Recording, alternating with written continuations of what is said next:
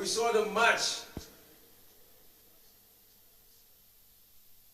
From the semi-final, we saw the two matches. It was a cracker. The semi-final, it was Croatia versus Netherlands, and it was 2-2 full time, but after extra time, it ended 4-2 in favor of Croatia. And the match between Spain versus Italy in the semi-final, it ended 2-1 in favor of Spain. That winner goal came at the 88th minute. But right now is the final of the UEFA Nations League versus Croatia versus Spain. And today, I'm not alone to talk about the live matches going on. I have big analysts with me. And to my far left is Mr. Shegun. Mr. Shegun, you are welcome once again. Good evening. It's a pleasure coming back, to talk about the UEFA Nations League after the AFCON. And this is another beautiful league, of football game. And this is actually two good footballing nations, talking about Spain, former world champion, and Croatia, who are World Cup final beating team, and actually won the third, I think, bronze at the last World Cup. So it promises to be a great game of football. Promises to be a great day of football. Mr. Yemi, you are welcome once again. Thanks for having me again, and it's good to be seeing a good way of play, a better way of playing football after the one we just saw. And at least you can watch it on a neutral level now. Yes, and to be candid, Croatia has been an underdog that has been slaying the big names. You can see what they did to Brazil, what they did to different teams in the FIFA World Cup. Even, they've just been this quarter-to team that when they get very close, to just get that final cutting edge. And I hope tonight they can at least get something before this generation fades out. Of course, they have to get something. The likes of Mudryk want to at least register his name after they've gotten to so many finals, and they have less to show for all their effort. I just wish them good luck in this match anyway. But I'm not saying I'm in the side of Croatia, no. But being a World Cup finalist is huge. I'm actually on the Croatian side, because I look at this squad as the golden generation of Croatia. Getting to the World Cup final, and the 4 years time they got to the semi-final of the World Cup. It shows that this team is not actually a fluke. It's a good squad, a good player team with good squad depth. When you have a player like Modric in the midfield, you have the experience of players like Brozovic, you have Pasalic and Perisic. It shows how good this team is, because these players are actually not fluke. And I don't want them to be like the the golden generation of Belgium that couldn't win anything. Talking about the Hazard and Kevin De Bruyne set. This team actually deserve to finish with a trophy. And you look at the continuity. When the coach is good and the team is good, you see it gels and you see it wrap on the team. This is what we are seeing in this Croatia team. It's actually a good team, not one that just got to the final mistakenly. Not the one that got to the final mistakenly. Getting to the final is a big team, because you have crossed a lot of hurdles before getting to the final. So it's not. I think sometimes it's not mistake. It is you try small. It is you try small that will actually get you to the final of any tournament at all. Yeah. Well, right now, to this very particular match, we saw the semi-final of the two sides. It was a cracker. It was a lovely football from both sides. From the Croatia against the Netherlands, I hope you watched that match. Yeah, the game, whenever you see Croatia play any big team, it's always mostly like two giants clashing. And Croatia has no main feat. You can't, from the time of Davor Suka and other legends that they have, you can't really undermine their potential. So this final is balanced. Any team can take it on, but for the sake of preference, I would prefer Croatia to win. All right, you prefer Croatia to win. And now let's, before we begin to talk more, let's quickly look at what the both managers have actually brought to the table. The tactical approach here, we can see Croatia with 4-2-3-1 tactical formation, and Spain is playing their conventional 4-3-3 tactics. So what is this promise to be today? Well, it's actually expected of Croatia to actually come with that formation, because you look at a player like Modric in the midfield, And who else is best to actually complement him than Kovacic? And you see it's always a different Kovacic playing for Croatia than the one we see at Chelsea. He plays with a lot of freedoms whenever it's beat Modric. Both complement each other very well. So it's actually a good midfield setup from the Croatia coach. And looking at the Spain team, it's actually a young team. This is a new generation of Spain squad. You know, we're having a lot of young players like the Baccas, Gavi, and the Pedris of the world. And you know, it's actually a mix of the old generation and the new generation. Don't forget they had a bad outing at the World Cup. Luis Enrique is no more there. They have a new coach who is trying to also implement his own kind of pattern of play. So getting to the final of the Nation League is a very good advantage to this young squad of of Spain. And I don't think it's much for them to win this game. They have what it takes to actually win this tournament too. So it's a good formation set up by both coach, and let's see how much they can actually contain each other in this game.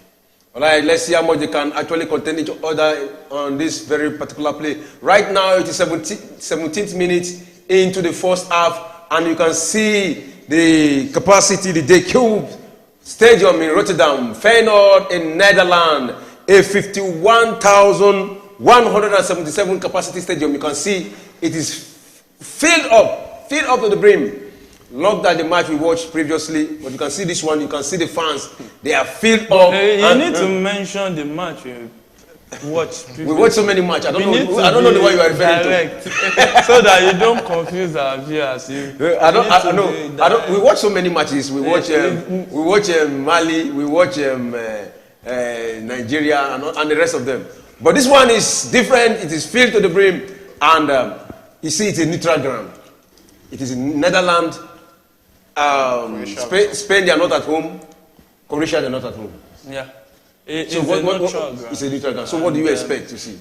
End-to-end stuff, balanced of play, good football, play with as a unit, play as a team, play with intensity, and play with a desire to win.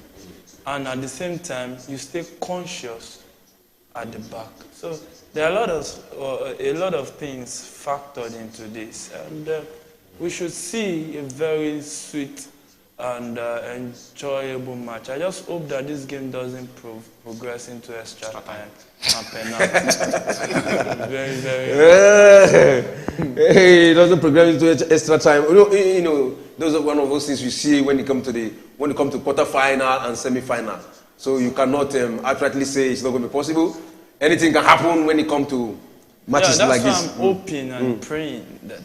All right, the referee for this match is Felix Roya, and we're expecting to see good officiating today. But Mr. Shegu, can you quickly tell us about the managers of these two sides? You have with England, you have with Croatia, you have Zlatko Dalic. This is a very fantastic coach. He's actually 56 years old and started his coaching career with Vates. That's the first team he has coached. And he has coached a lot of teams. He has been with this with the Croatia team for quite a long time. And that's why we are actually seeing that continuity in this team. He was a defensive midfielder during his career. So it's great, and that's why you look at the midfield. It's actually a compact midfield. If there's one thing you can't beat Croatia to, it's the midfield battle. So they've actually showed how good they are when it comes to playing in the midfield. And straight to Spain, the new coach is Luis de la Fuente. He was also a former footballer and played as a left back during his career. And he's the current coach of Spain. And he also coached. He has been with the Spanish national team since from under 19 down to the 21 to the Olympic team to the Spain national team now. So you can see the progress. He coached the under 19 team from 2013 to 2018. So I expect he must have coached some of these players during their youth career. So he must have good knowledge of these players when they were growing up to their current stage of their career. So good coaches. We saw the shambles of Spain at the World Cup.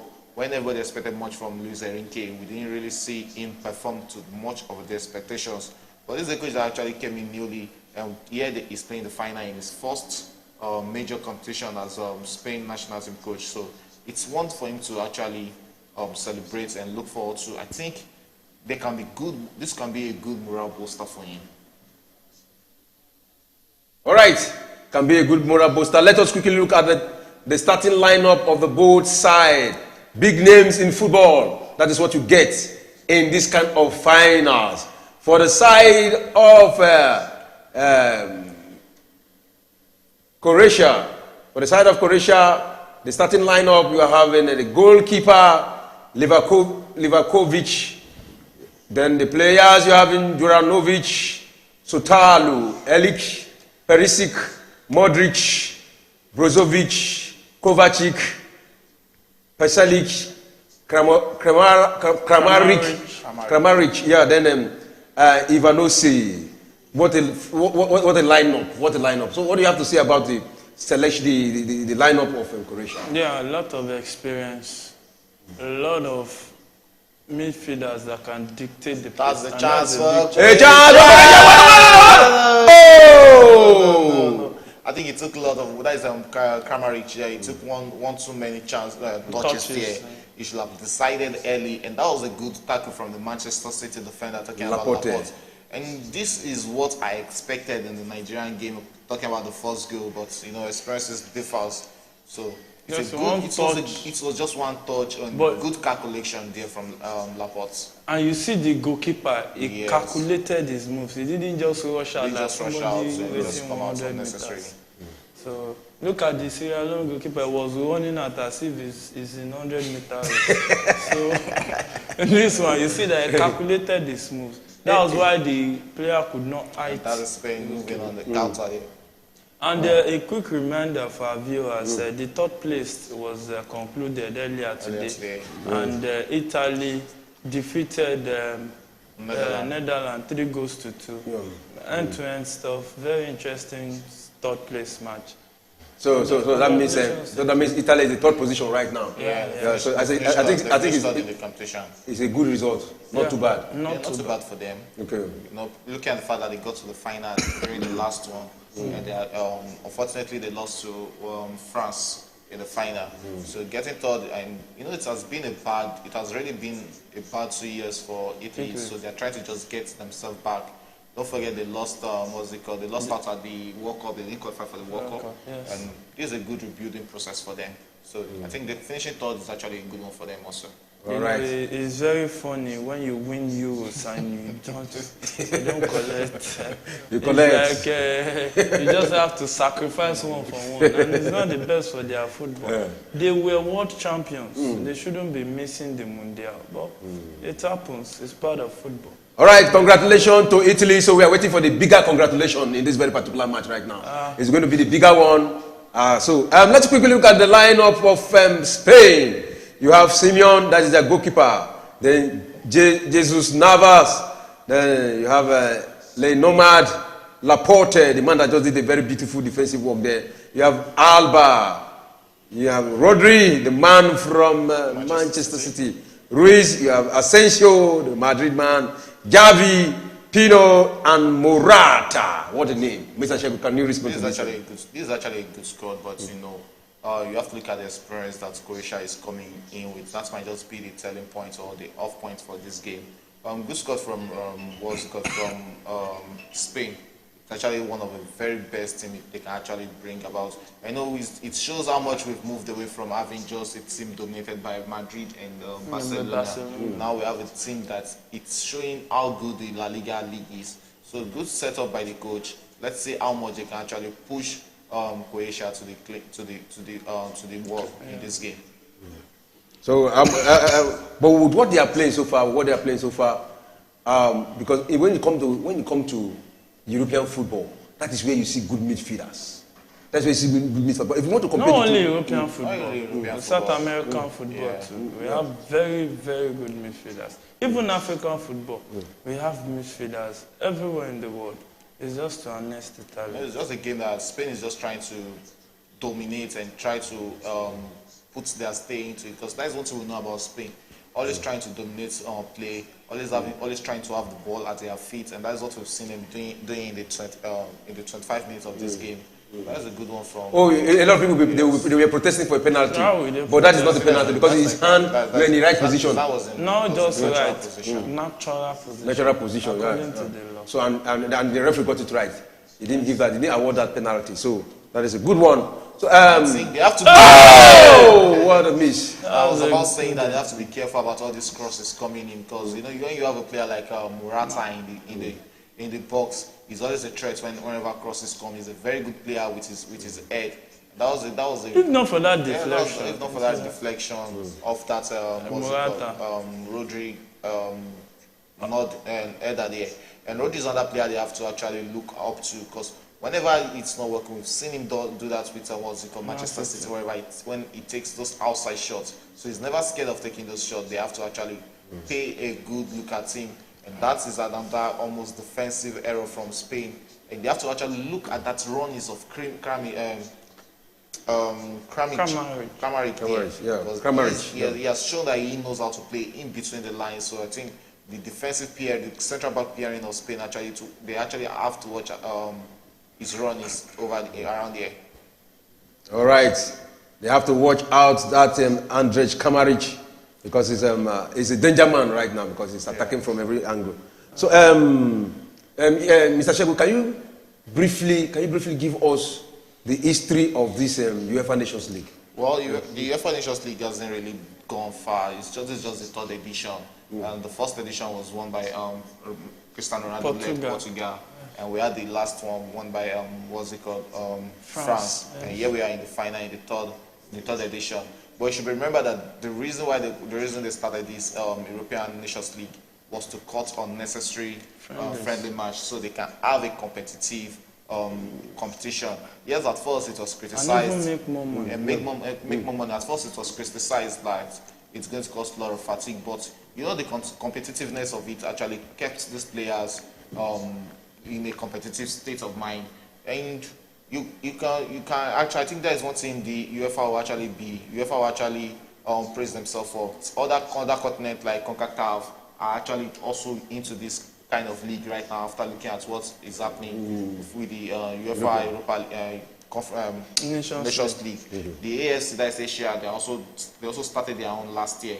This type of model. So, but in terms of world unity, I think it's not really going to be fair on other continents because when everybody are looking at it now, like, okay, let us create a competition like this, whereby teams within our continent plays each other alone. Then the only time we'll actually be getting that kind of friendly matches in the World Cup year, maybe after the World Cup draws, when teams want to familiarize themselves with teams in their group from the continent they have been put in. So it's going to reduce that competitiveness. But football is not really about it's not really about passion anymore. It's about the money coming in. And you look at it, when you play the European Nations League, the winner goes on with 11.3 million pounds. It might not be big money, but it's a good motivation for the teams playing. So hopefully very soon we'll see Africa come up with something like this, and we really appreciate that too.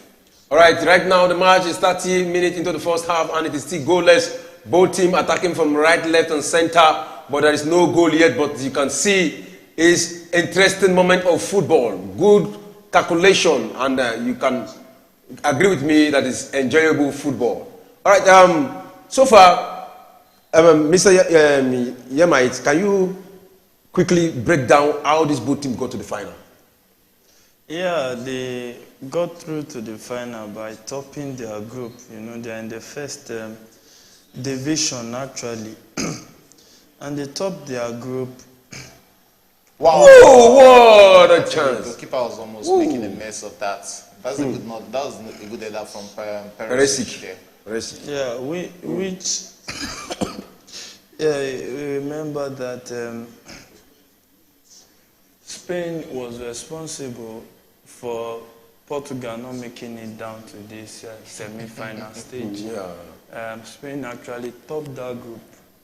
And surprisingly, Croatia too topped their group and made it down to the semi-finals. And another surprise is them defeating Netherlands, because many people want to sit with Netherlands. based on the fact that Croatia has old legs way more than Netherlands. And when you look at the Netherlands team, they are in a team in transition, like the rebuilding process. So when you look at a team like that, you feel they have more energy, they can play the high intensity of the game. But sometimes experience can hold a lot of advantage. So defeating Netherlands, getting to the finals, is something that can be predictable actually, because we've seen Croatia eliminate title favorite Brazil from the FIFA World Cup, and they were responsible for Belgium not topping their group in the FIFA World Cup. So they've been a consistent team. They've been efficient without being exceptional, and that is very, very key. Why do I say that? They have good players, but they don't have the best players in almost every position. So they understand their strength and they play to their strength. And it has brought them a whole lot of success over the years, and it is still bringing them success. I won't be surprised if we see the era in which Kovacic and Modric and Perisic go, and another Chich and they start doing the magic. So it's actually a very interesting team. And their coach, that Chich, you see why the Che has been doing exceptional job in the team. So you can't bet against Croatia, against any team in the world right now. But with Spain, they came up, defeated Italy in the semi-finals. And here in the finals, they've been showing a good account of themselves. They should have their fair share of the ball possession, and which is not bad actually. But for the sake of the composure and the maturity in this game so far, I think Croatia is more composed than Spain. And Spain are losing concentration. They are losing, they attack, they tap, they knock, and they look more like they can break, like they can make one silly mistake. We saw Kramaric there very close. If he had taken that chance very well, Croatia would have been up. And Spain have not been able to create something that close. The only thing they have close is just the header of Rodri that took a deflection off Morata. And there's one thing we know about Morata: if he's not scoring, he can even be blocking his team from scoring. It's something that, my personal opinion, but sometimes it happens. So I think Morata needs to wake up. For me, he's too flat-footed. He needs to be on the move, be active, be in the play. Not just stand as a lone man up front. Come to the midfield. We've seen David Villa lead this team to World Cup glory. Those strikers, they don't just sit in front. We saw Samuel Eto'o in the tiki-taka revolution. We've seen guys. Look at Haaland coming in to the tiki-taka revolution. And the Spain model of football is actually towards that tiki-taka kind of play. Everybody is playing. There's no one man left outside not to play. So he should be coming back and play with the team, then go and score the goal. We've seen Suarez done fantastically well. And I don't understand why he's not the go-to man. He's good on the head, but not so fantastic on the foot. So you cannot have one and miss the other. You need to have the two, all encompassing. But so far so good. It's been a balanced game. But I think Croatia has coordinated themselves way better. But I thought Croatia did not start very well in this UEFA Nation League. It's like they lost their first match and drew the second one. And, they didn't start well, but we can see them in the final. This is the right tournament team, not Nigeria now. Nigeria was a tournament team. Croatia is the very good example of a tournament team. They know how to have go and check the FIFA World Cup, how they made it. They just one goal. Just a goal, and they seal their qualification. That's how the tournament team At the point, they were always wanting penalty shootouts because they had a reliable goalkeeper in Lukovic that he will surely stop one or two penalties, and it's worked for them. So it's about you just getting that one or two goals to your strength and keep it up. Okay, even in this particular match, now you can see this is the 36th minute. into the first half, and you can count how many times Spain have entered the 18 box of the Croatians because they have blocked them from the midfield. Both of them are still trying to actually lay their own stand in this game, so imprint in the game. It's not really like any team is actually looking better. It reminds me of the UEFA Champions League final, and that is what this game too is also looking like. Both are just trying to contain each other and hold on possession. But it's just a game of football. It's about how much you take your chance when the chances come. Because this game is not going. It's a game that is not really promising a lot of chances. If Spain is having a player like Morata up front, then we should know that the only good thing we can see there is a lot of missed opportunities from him. And you're looking at Croatia also. This is not a high-scoring team. It's 1 or 2 goals. So it's a game that we might not even see much goals. But it depends on how another counter for Croatia. He's in the 18 box. 1-on-1. What did he do? Oh, he has one defender to beat. And he quickly beat it. Still up. He crossed. Nobody very close. Nobody close. There was nobody. To take advantage of the ball. You see, one thing about this Croatian side, you see, their accuracy is high. And if you look at their counter too, it is well watched. Because anybody who is throwing a counter pass is always getting it right. And they are always out on the move. And you also give it to the Spaniards. But you can't say they always get it right. But they do. Most times. So you have a midfielder like what's it called, Modric. He's very good with his passes. At least he has about 90 to 95 pass accuracy when it comes to passes. You see some unbelievable passes. He knows how to take those passes in between the lines, and that is one advantage they have. There's no team that will have a player like Modric in the midfield that won't control the tempo of the game, and that's what we've been seeing them doing. No matter how much Spain is coming with those paces, they still control the tempo of the game. And you can see Modric at the age of 37, still everywhere in the field, dominating the pattern of play for his team. So it's not really about them playing and having accuracy. It's about them making use of those golden chances that we've seen, and they've actually been missing a lot of it. All right.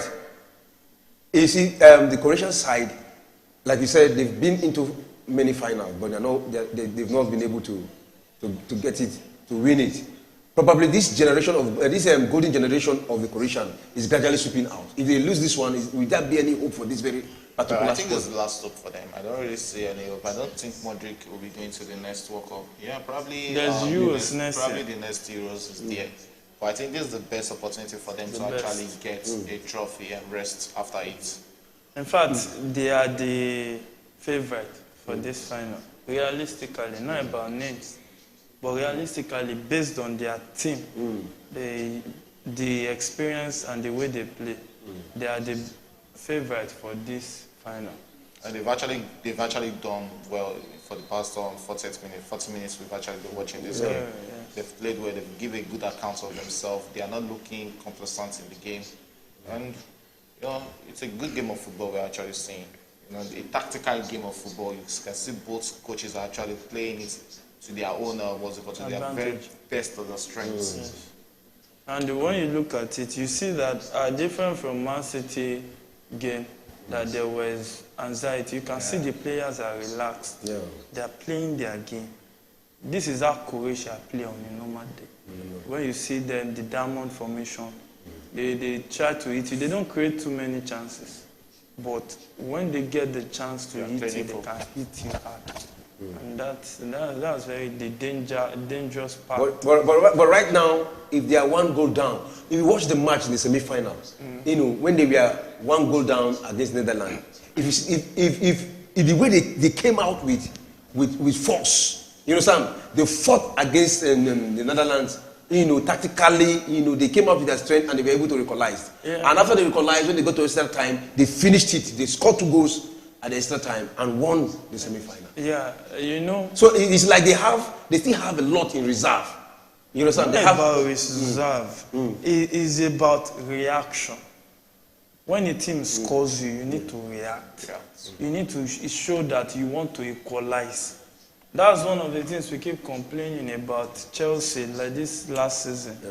That when they even concede, they are not playing as if they want to come back into the game.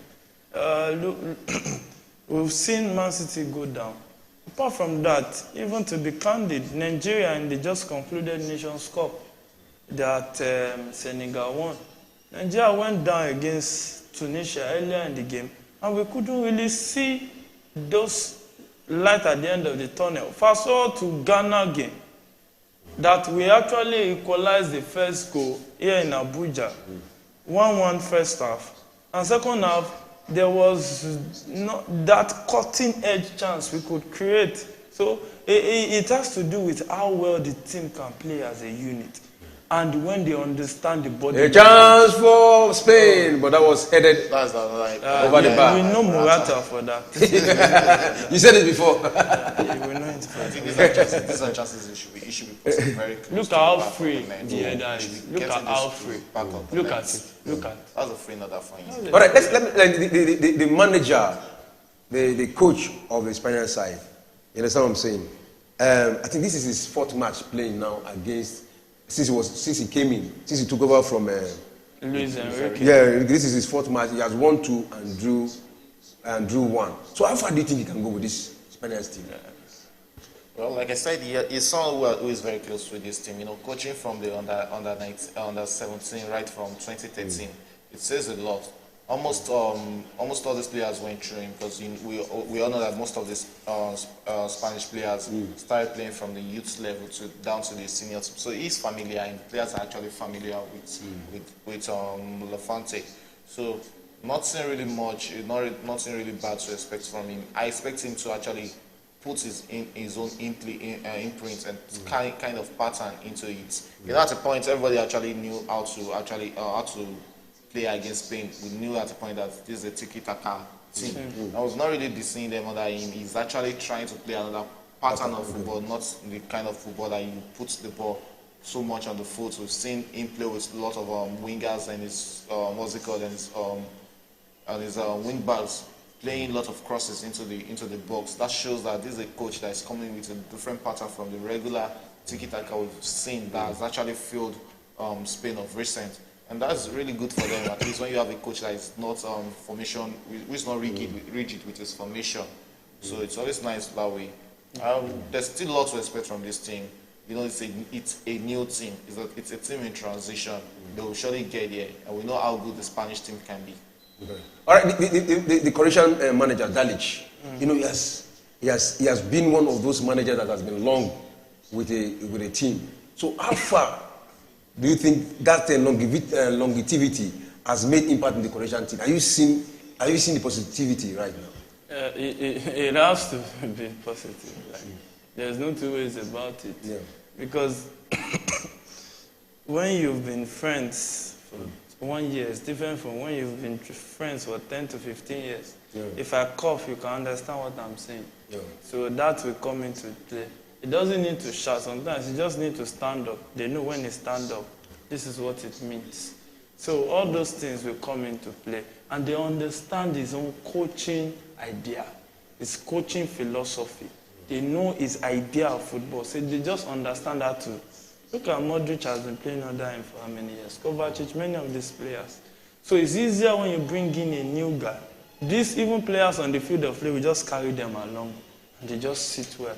So longevity is very important in football. And when you talk about the team they are facing, they know that this team is in transition, so they can take advantage. And I think this Fuertes just learned from Luis Enrique's mistake, because the material you have should determine the kind of pattern you play. You are playing tiki-taka with a Morata as a number 9. Play from the wing, let them cross. He knows how to use the leg. But he knows how to use the leg. But with what you are seeing now, is it the penalty? Look, watch that. Watch that. That's not a penalty. No, that's not a penalty. There was a contact. There's no contact. That is an easy. There's VR here. That's an easy forefront. Not a penalty. It's too cheap. Too cheap. All right. And that is the end of the first half. The referee just blew the whistle. That is the end of the first half. So far, can you just quickly, before we go for a short break, can you just quickly, Shegu, can you quickly just analyze what you've seen in the first half? Goalless draw for both sides. Well, nothing really much in the first half. Just two teams playing tactical football, and that's the beauty of it. You know, at times it's not really about you scoring 5-6 goals, and it's building up to expectation. You know, this is a final game whereby we don't really expect that lot of goals. And you can see a lot of chances. We've not really seen much chances, but good chances have been coming in for Croatia. It's just about you taking that chance. Like I rightly said during the first half analysis, it's not a game whereby we'll see a lot of goals. It might just be 1, 2, 3 number of goals in this game. So, good first half of football. I'll rate it 50-50 for both teams. Okay, you rate it 50-50 for both. Mr. Yemi, what are you expecting in the second half? Yeah, I noticed that even from this studio, the tension is not high. We are both enjoying the game. In fact, we are even learning from the game.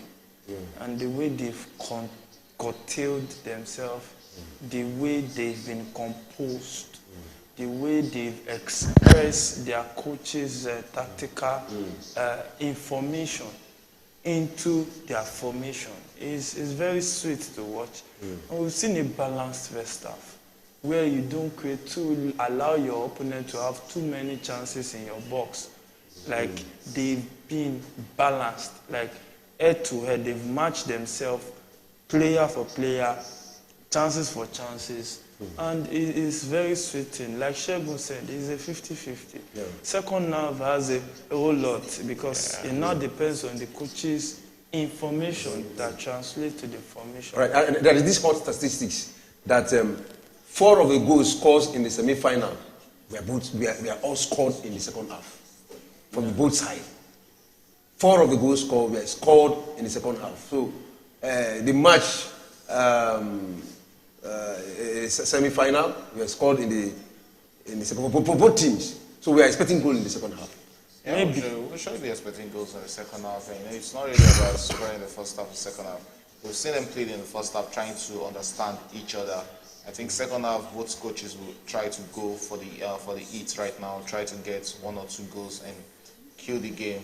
But I'm scared this game is looking like a game that we might even just stay at the extra time. Because both teams are trying to be careful. I expect an explosive football in the second half, whereby they come out and try to explore. So that is just it. I just want to see what the coaches are going to tell them in the second half. Maybe they're going to try and come out, or are they going to still try and contain each other and just get that 1 goal against the run of play? All right. We are going for a short break.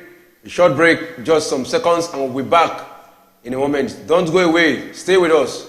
Premier Sport Fan Center. Don't go away. Thank you very much.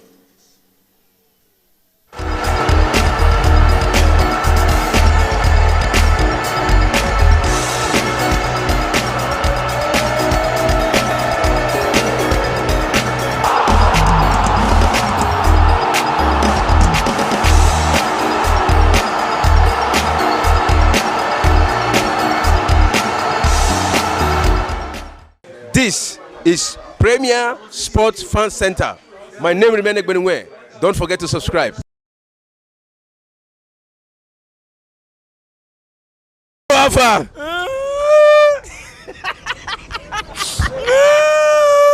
It's okay. This is a strong Man U fan.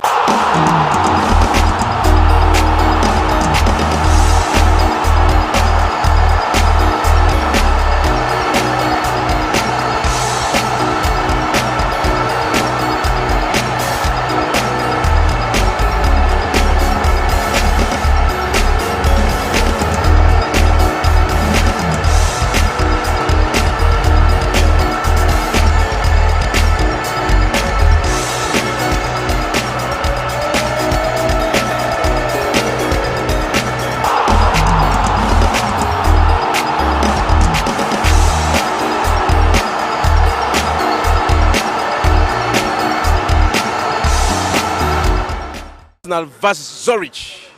A win for both, automatic qualify.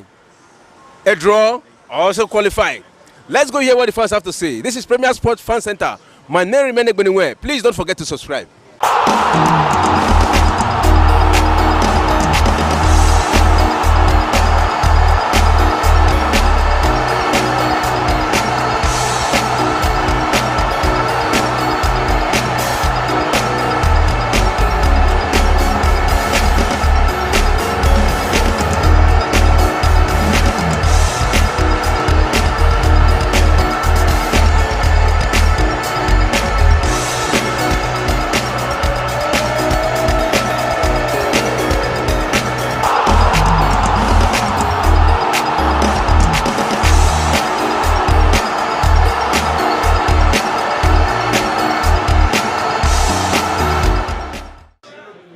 teams with the biggest fan zone in the world. Chelsea versus Manchester United. They're about to start their match. And it has been a lot of talking between the fans, Manchester fans and Chelsea fans. Let's go hear what the fans have to say. This is Premier Sports Fan Center.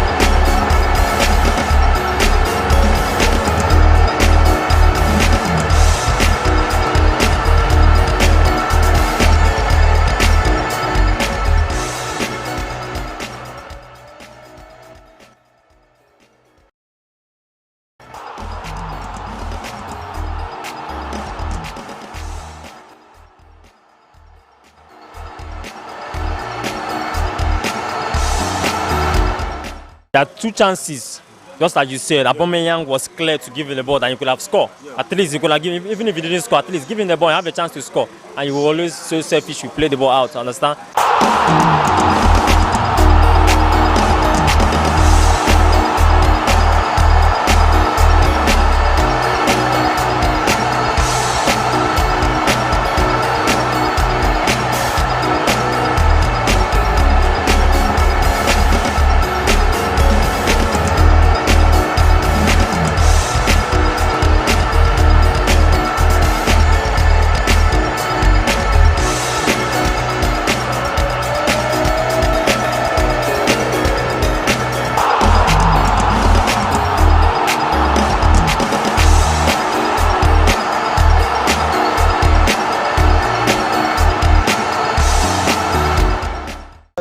Being a Chelsea fan, I was just kind of optimistic that we'll win because we've had a very bad form this season. Clash of the Titans between the two London rivals, Chelsea versus Arsenal. Already Man City has overtaken Arsenal on the lead of the table with 13 matches played. A win for Arsenal today, Arsenal will automatically overtake Manchester City. Let's go hear what the fans have to say. This is Premier Sports Fan Center.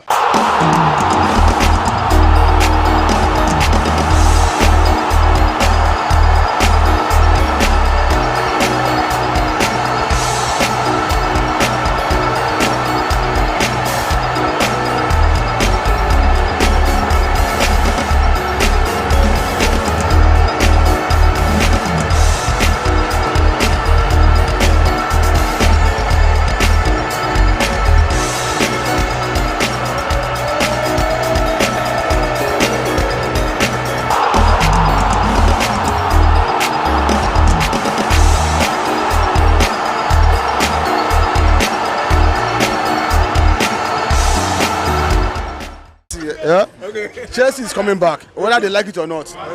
Once I just go to my this. I go to say Chelsea has so many substitutes, bench win matches. We're not talking about the starting 11. Now we have two starting 11. Anybody can play now. It's all about two. Let my two and three come back. Anybody can. Anybody will collect from Chelsea. Anybody will collect. This season may be awful, but I'm telling you. Next is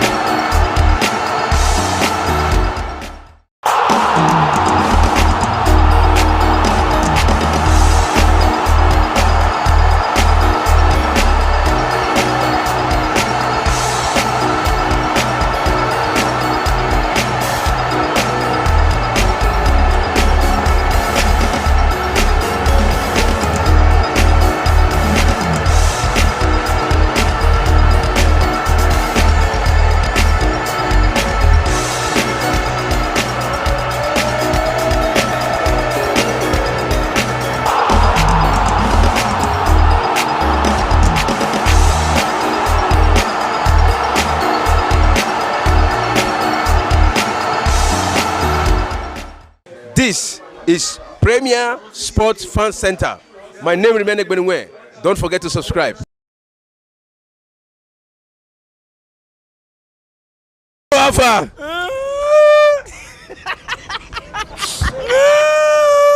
It's okay. This is a strong Man U fan.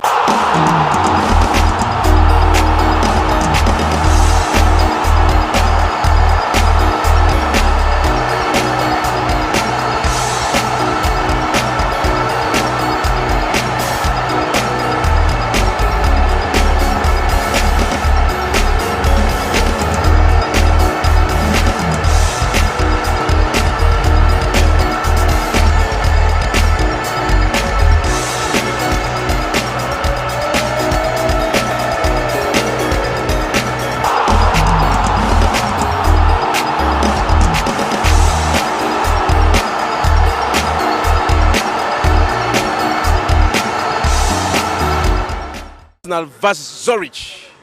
A win for both, automatic qualify. A draw, also qualify. Let's go hear what the fans have to say. This is Premier Sports Fan Center.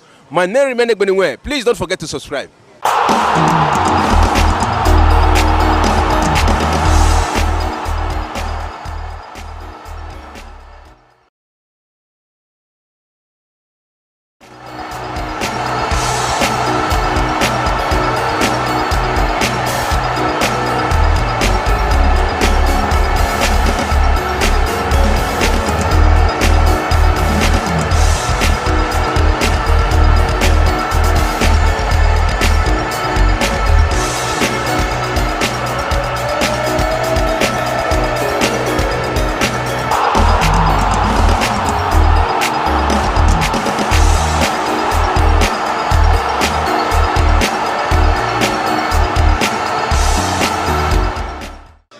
The teams with the biggest fan zone in the world, Chelsea versus Manchester United. They're about to start their match. And it has been a lot of talking between the fans, Manchester fans and Chelsea fans.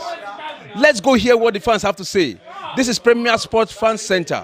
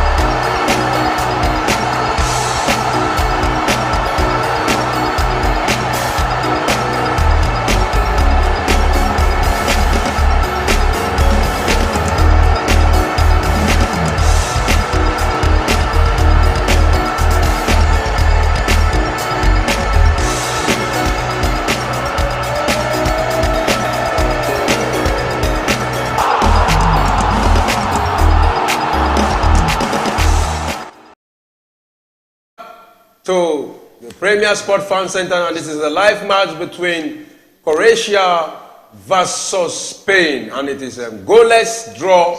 No team has scored yet, but expectations are high that this second half is going to be a different game entirely, because you can see the coaches warming up, and surely they've talked to their players in the dressing room, and all what they have in stock, it is time for them to show it.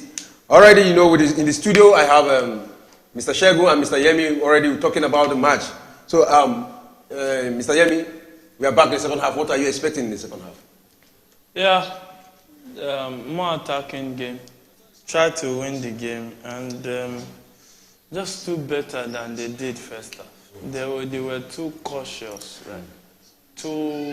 They sat back too much, and they didn't really let us see explosive football. And I hope that will change. All right, that will change. We hope that will change. Mr. Shegu, what are you expecting in this second half? I just want to see an explosive football. I want to see a game whereby both teams are enterprising. Just try and take the game a bit forward and stop playing with all this cautiousness we saw in the first half. Let us see the attacking mind of both teams. They have what it takes to actually score goals in this game. A 0-0 in the second half will make this game look like a boring game. So I just want to see goals galore in the second half. And I think that's what I expect the coaches to actually tell the player. Yes, we've played the first half cautious. We've played the uncautious football in the first half. We can actually come out in the second half to get the goal and finish this game. So I'm expecting an explosive game from both teams in the second half. You can't take away cautiousness from finals because you have two good sides playing final. We saw that in Manchester City versus Inter Milan. It's a game one team has to win. Yeah. One team surely has to win. So at a point you can't actually play a defensive game for 90 minutes whereby you're not attacking the other opponents. They have the attacking powers. Talking about both teams, they have fast wingers. Is it Perisic you want to talk about? Is it what's it called? Asensio you want to talk about on the Spanish side? So they have what it takes to actually attack. It's not really about you playing 90-minute defensive football.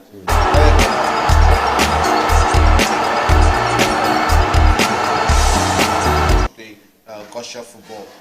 There has to be a winner in the final game. All right, there have to be a winner in the final game. Let's quickly look at the bench of the both side. What they have in stock. Probably there is one talisman that is sitting on the bench that will be like a joker. We bring him into the field and it will cause all the necessary damage. All the necessary damage and all the necessary magic. Let us quickly look at the side of the Croatia. On the side of the Croatia, we have from the bench you have Barosic, Beljo, Ivosic, Laborovic, Merja, Musa P, not Musa of Nigeria.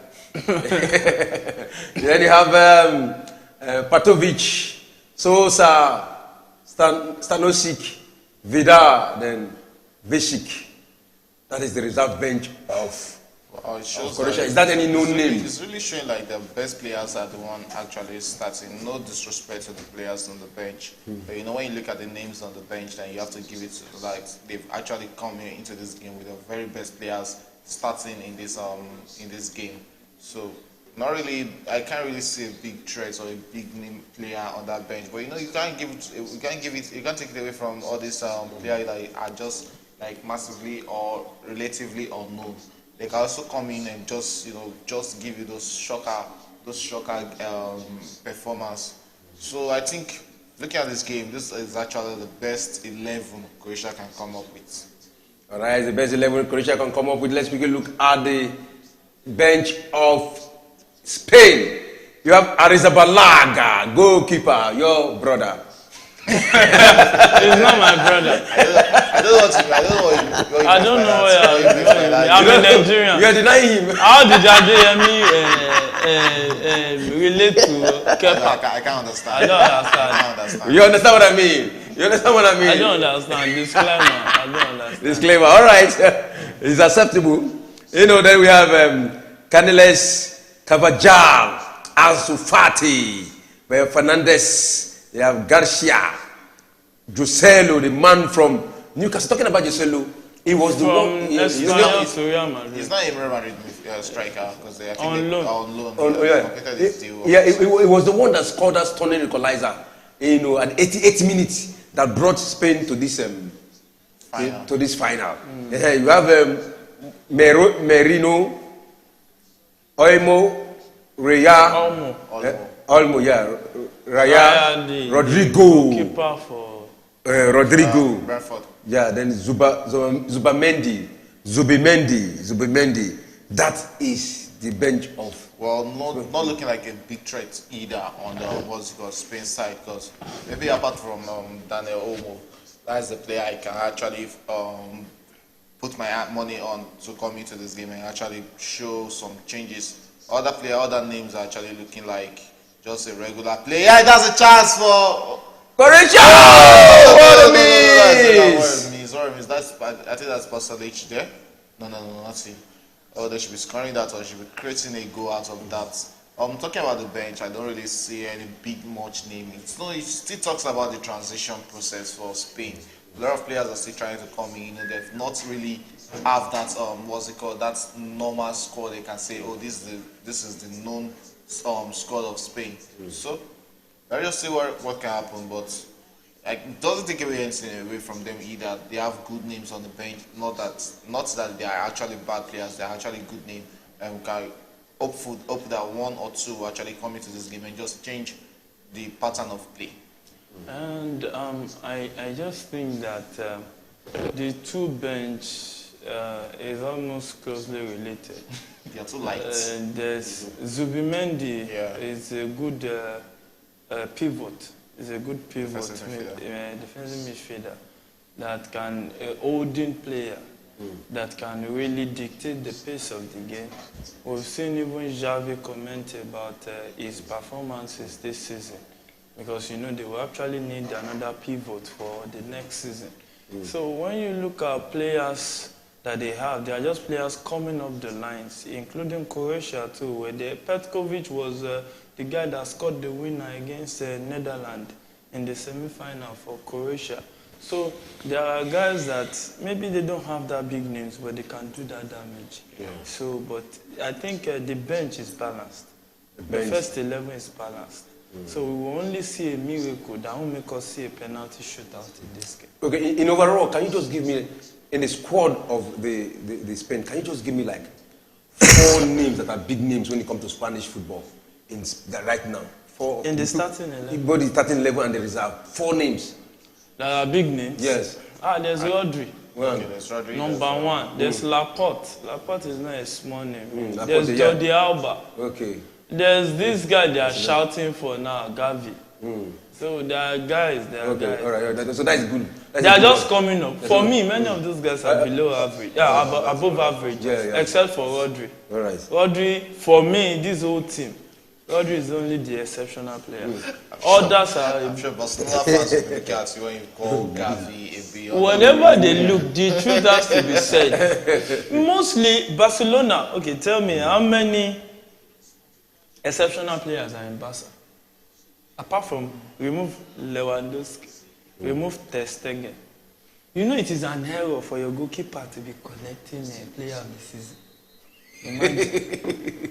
That shows how deep in form the players have gone. The only player I can get to mention now, and they are trying to force him out of that club, is that Netherlands sweet midfielder. That, I don't know, De Jong. After that guy, others are just a bit above average. If I'm lying, our backup viewers will start commenting on They can call in to discuss it with you. You know, that is the reason why you don't want to be... Imagine that all those loan Barca was collecting, they collected it from Pampe. They would have called Real Madrid. I said, do you know a team called Barcelona? They are owing us. Please call them. So when you don't have money to buy the best talent in the market, you just have to make do with what you have. And Xavi has done a great job winning La Liga with most a team filled with mostly above average players. I can only really mention 3 exceptional players, which was Lewandowski, De Jong, and Ter Stegen.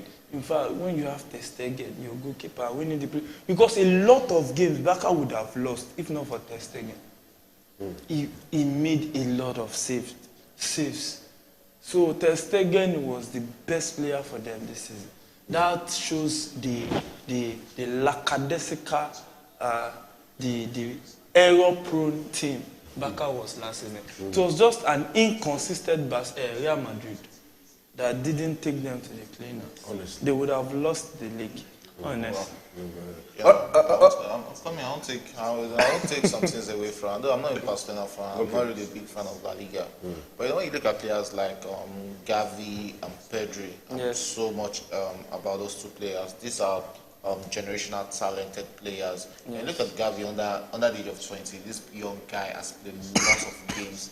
At a point going to the last World Cup, he played over 50 games at the age of 18 years. So it shows how much progress And don't forget, both Gavi and Pedri, they are both recipients of was the Golden Boy award. Yeah. So, you know, when you play for Spain national team at the age of 18 and 19, you play a lot of games, start in the team, it shows how good you actually are. So, the future is actually bright for them. Yes. They are the actually good players. Are they exceptional?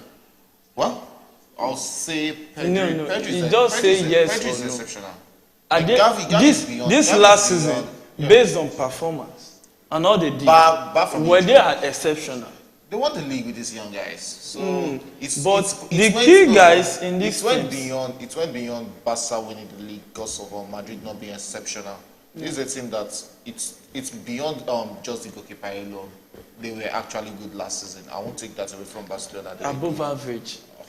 Above average is good. Above average. You didn't say they were excellent. You know, when you look at a player like Saka now, you tell me Saka is an exceptional player, right?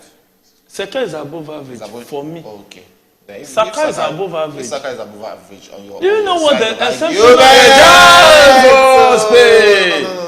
If we talk about exceptional, we talk about Messi, we talk about David Villa, we talk about Samuel Eto'o, we talk about Abramovich. You know, I'm not mentioning Messi and Ronaldo alone. We talk about Ronaldo too, De Lima, Ronaldo. We talk about Cristiano Ronaldo. Some players are beyond exceptional. Yes, some players. They can't be beyond exceptional. They are both exceptional. They are exceptional, but exceptional get great. But you see, you can't tell me that Gavi and Pedri are exceptional right now. They are not exceptional. They are above average. No, for their age, they are actually very good for their age. For their age, Messi don't they win Ballon d'Or? No, Messi first Ballon d'Or was at the age of 20 or 19. 20 or 19. How old is Pedri? Pedri is 20 years. But you know, you can't compare. That's what I'm saying. What I'm saying is this. We are saying the same thing. Okay. Can you compare Gavi and the first time Ronaldo won his world best wasn't 20 years old. Good. I agree. But look at it. We had two players that held football to a stand. So it's a different scenario. Okay, it's different. I agree. Is there. But can you compare Haaland with who? Mbappe with Pedri or Gavi? They're not playing the same position. Not about the same position. You know why? I mentioned 3 exceptional players. There's no team Gavi and Pedri won't play. Won't be starts. There are teams. Man City. Gavi will start in Man City. Gavi cannot. Wow. Who will he bench? Mention one. Who will he bench? Gavi will play that. Who will he bench? In the midfield that John Stones is playing. No, John Stones, is Gavi a defensive midfielder? He's not a defensive midfielder, but he's a mobile midfielder. He's a mobile midfielder. Yes, but they needed a defensive midfielder. That's why Stones is. No, who will he bench now? Gavi cannot do defensive work. Can he? Can Gavi do defensive work? If you say Gavi cannot do defensive work, he cannot bench Stones. Because it is Stones that is making Rodri look good. Wow. Yes. Because Rodri can actually attack more. That's why Stones is there to cover his defensive frailties. Or else, Man City will be getting it on counters. Nobody to shield the defense. That's why John Stones is a good cover for him. That's why you are seeing Rodri go out and is not afraid to take the shot, go into the box. It's because of John Stones' presence. So can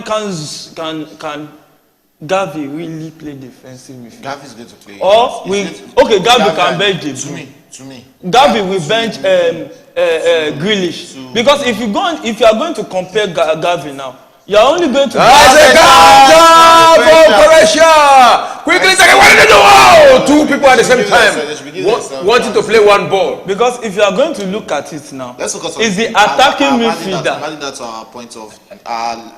Bernardo Silva, that's our argument. De Bruyne and Grealish.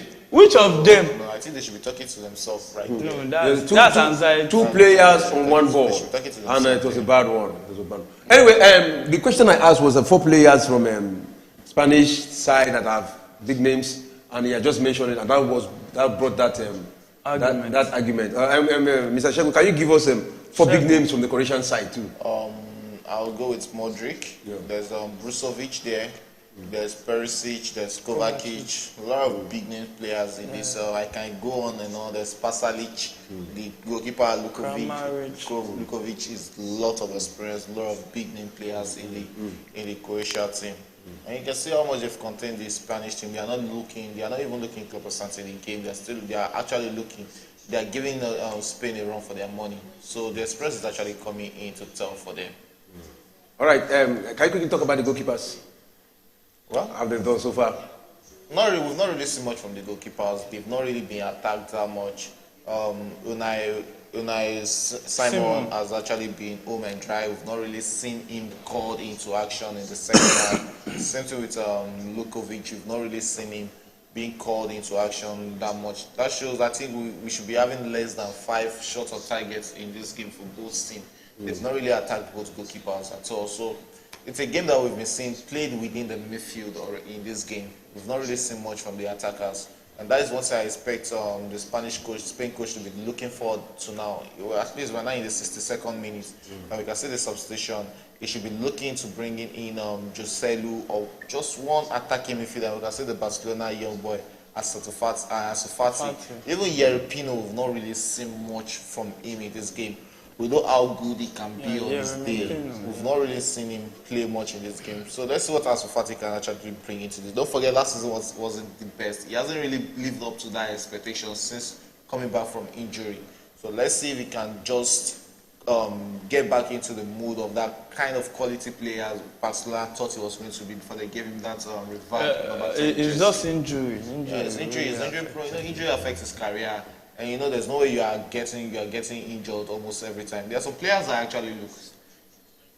For the whole of Manchester United, there's only one player I love in that team, Marcus Rashford.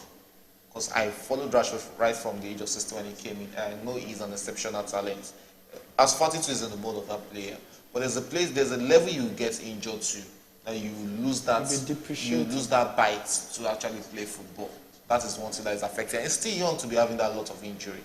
It's going to affect him psychologically. So I just want to see him back at his best. That's just it. All right, let's quickly look at the statistics of this very particular match. For ball possession, Croatia is having 46, while Spain is having 54% ball possession. It's a close game. Goal attempts, 6 for Croatia and 7 for Spain. Shot on goal, 3 for Croatia and none for Spain. And this is the 64th minute. 64th minute. No shot on goal for Spain. What's it called?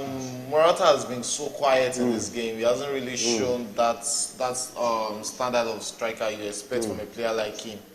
And so I think he should be one of the players going off now. Shot off goal 3-3. Shot off goal 3-3 for both sides. Corner kicks, 1 for Croatia, 2 for Spain. Goalkeeper save, 3 for Spain and none for Croatia. So where did the pressure go now right now? What we are seeing so far? You can't take it away from from what's it called? Croatia. They'll just get one chance now and just kill it all. That is it. That one opportunity is what they are looking for.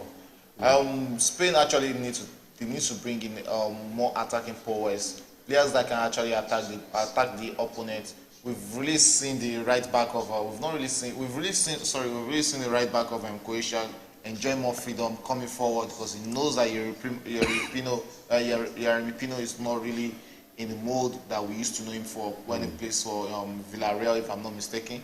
So I think Yerepino should be the player going out for Ansu Fati there. Let's see what these players can actually bring into the game, if they can bring something new into this game, because we actually need something new.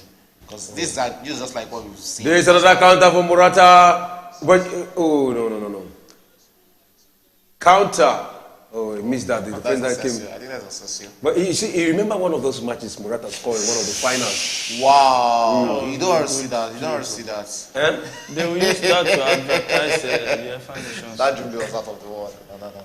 And Rodri can What a ballistic shot from Rodri. We saw that in the UEFA League Champions final. He scored. You have to be careful with Rodri. You don't give him 1-2 inches Wow! of chance. Did you see that shot? He's going to take that shot. He's not Oh scared. my, oh my. He's not scared of taking shots. Look at that. Wow. And it That's was a ballistic shot. bullet. The Oh keeper my. will have no chance. No. The keeper wouldn't have been able to catch that. He wouldn't have been able to stop that. And you can see Ansu two Fati. substitutions. Ansu I Fati think that warming should up. be Joselu and Ansu Fati. Yeah. Oh, Yeremi Yeremi is going out. Fati. Ansu Fati and Joselu. Joselu scored. He was a substitute. He came in as a substitute. Yeah, that is the right sub. Morata has been quiet in this game, so it's the right sub for him going out for Joselu. Let's see what he can bring. He has the experience now at the age of 32, so the experience is there for him, and he's not really a bad striker. Let's see if he can bring something different from what Morata offered us in the first half or for the past 66 minutes of this game. So I expect a lot of fireworks from the Spain team. Hopefully it won't be like the Nigerian team when we made those substitutions and everything just collapsed. In the last match, the match against Spain versus Italy, Joselu came in as a substitute it's not really about the last game. It's not really about the last game. It's about what he can offer in this game. Yeah. He might score in the last game doesn't mean he's a go-to-go striker for goals. If he was a go-to-go striker, he should be starting this game based on him scoring the last game. Not Morata. You know there are some players that are better as a substitute than playing full time. Well, it's not really saying. Apart from that, I think that was even his first goal for Spain. He hasn't really been that much of a starter, a mainstream player. So, if he had that stick, he will be starting for Spain. All right, Mr. Yemen, can you quickly tell us players that they have discovered in the UEFA Nations League since it started? I think this league started in 2014. Am I correct? No. 2018 or 2018 or 2018. 2018. I mean 2019. This is the third edition. 2019. Okay, 2019. Okay. But the deliberation was in Astana. I think it was in 2014 they agreed. They started UEFA to talk around 2013, 2014. That's when they started. Yeah, that was when they started to talk at Astana conference, UEFA conference meeting. That was when they agreed it about the UEFA Nations League, and they started in. They started from 2018 or 17 towards the end, but they played the final in 2019. Good. Okay, this is the third edition or fourth? This is the third edition. This is the third edition. Okay. Final. Oh, this is the third. This is the top level. There's still relegation. There's relegation. There's Division 1, Division 2, Division 3. All right. Can you quickly tell us some of the players that has been discovered from this? Not much. It's not really about discovery competition. Yeah. You can talk about discovery from underage competitions. Not national teams that have really registered their names. No, it's not. It's just the normal corporate. It's just like a friendly match. It's a group of friendly matches. So it's not really that competition. So it's just like, okay, even when you have better standing in the Nation League, it can increase your chances of playing in the Euros. That's one of the Let me take it back to the first one. Ronaldo didn't really play much of the group stage games. Yes. He came in during the semi-final and the final. And he scored. I think he scored in the semi-final and the final, if I'm not mistaken. Oh, it is Croatia, a chance for Croatia. But the defender Croatia should also be trying to take outside. They should try and be taking those shots. They need those shots because the central backs of Spain is looking like a hard nut for them to crack. We've seen Spain actually also trying to use Rodrigo to get those shots. They have the players, they have the midfielders, and Perisic is out of this game already. So they need to start taking those shots. No, it was Pasalic that went out. They need to start taking these shots because 78 minutes with no goals, it's looking like we should be setting ourselves up for extra times. Yeah, it will only be a miracle. I said it earlier when you said that it will only be a miracle for this game not to get to extra time and penalties. Because the two teams are just containing each other. They don't want to make mistakes. And sometimes you just have to let off your guard just to play better football. Look at how the game has been tacky. It's choked in the midfield. There's one thing that is always giving that Croatia always show of themselves, that penalty shootout. Yeah. They have a fantastic goalkeeper. And you see the ball possession is different from the first half when Croatia were actually in control. Now we have Spain looking like playing like the better of both teams. I just pray it's not a bait that they'll actually have to blame themselves for. Because most times Croatia do that. Yes, and they eat you on the counter. And they eat you on the counter and get that get one goal and they defend. You come out, you attack too much, they eat you the second goal. So they're a very, very tactical team to play. Very tactically sound. They really understand that their coach pattern of play. So it will be very difficult if Croatia leads in these games, scores the first. So it will be very difficult for Spain to come back because they have experience and they have guys who can die on the field. And they are even missing their best defender, Verdo, the Leipzig centre back. Yeah. I think for me, he's the best defender in the FIFA World Cup. They are really missing him today. Until Lionel Messi happened. Yeah, Lionel Messi happens to almost everybody. The day Lionel Messi embarrassed Jeremy Boateng. It was in fantastic form and he embarrassed them. There's no player, no defender that Messi cannot embarrass. I remember him against Chelsea, De Ono. Him against De Ono too was, oh God. He will embarrass. We will really miss Lionel Messi and Ronaldo whenever they retire. They are close to retirement. They went over mainstream football already. So we will soon get to use them. One will be playing in Saudi, the other will be playing they are no longer in mainstream. United States of America. Yes, they are no longer in mainstream. So we will just get used to them and look up to our Haaland and Mbappe and Vinicius. Some guys are really coming up. And there's Mudryk that we don't know if NEPA will switch on his lights or maybe the lights will be off. But any which way, we are in for a new generation of youngsters. Don't forget, Modric will also be looking to retire anytime soon. So we have a lot of good players. A lot of good players who are the twilight of their career. Not even twilight, they are the end of their career. I remember the time Ronaldinho too was leaving. Ronaldo de Lima was leaving. Figo, Zinedine Zidane. You know, when those guys, especially the painful way Zinedine Zidane left, with that red card in the final of the FIFA World Cup. So it's just football. That's why I was telling somebody, the rate at which people move on when people die is massive, no matter how they will just move on. Life goes on. Life will go on. So these players, yes, we miss them. People will say we miss them. Nobody's holding placard. Come back to Man. You will just see that Haaland is massive. Haaland is Kylian Mbappe. Before you know it, their discussion has become past tense. I think Croatia needs to really get himself into this game because the way Spain is actually dominating, it might just be tilting towards Spain getting If you're looking at the domination of Spain, it's right at the midfield.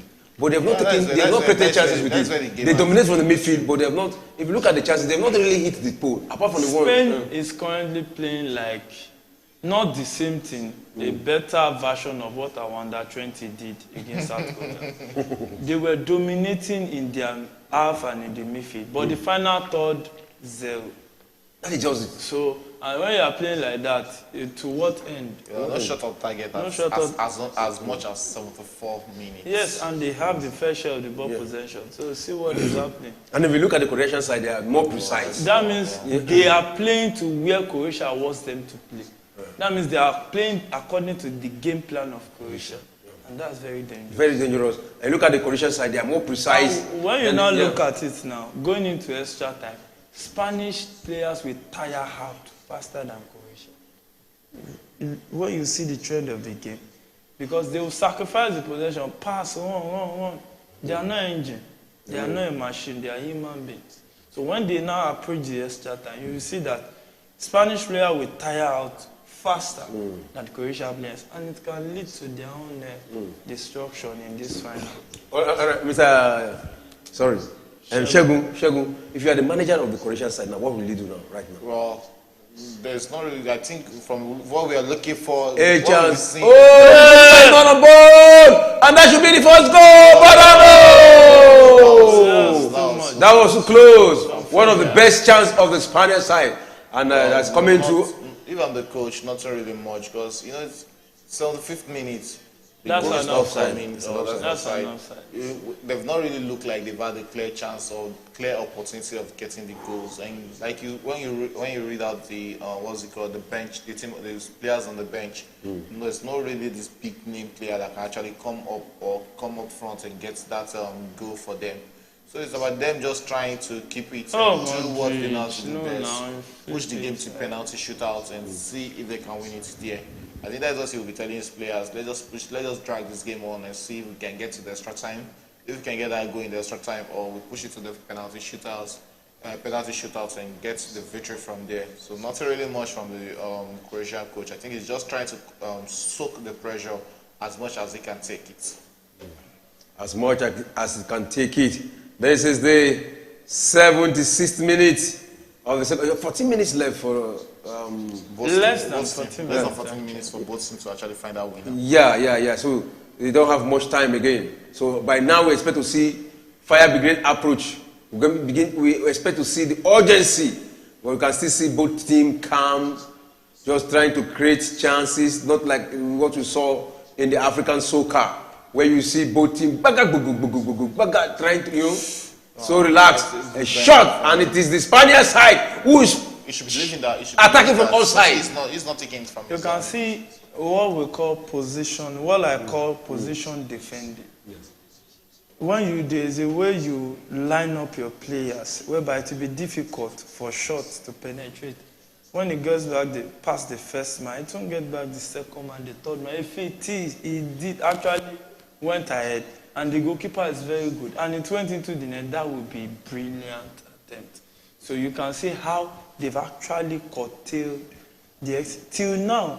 I don't think Spain has a shot. They're still going for their first shot on target in this game. Yeah. Let me quickly look at the statistics, what we are having here. Let me quickly read it out. Let's see how far Spain have gone, whether they have changed.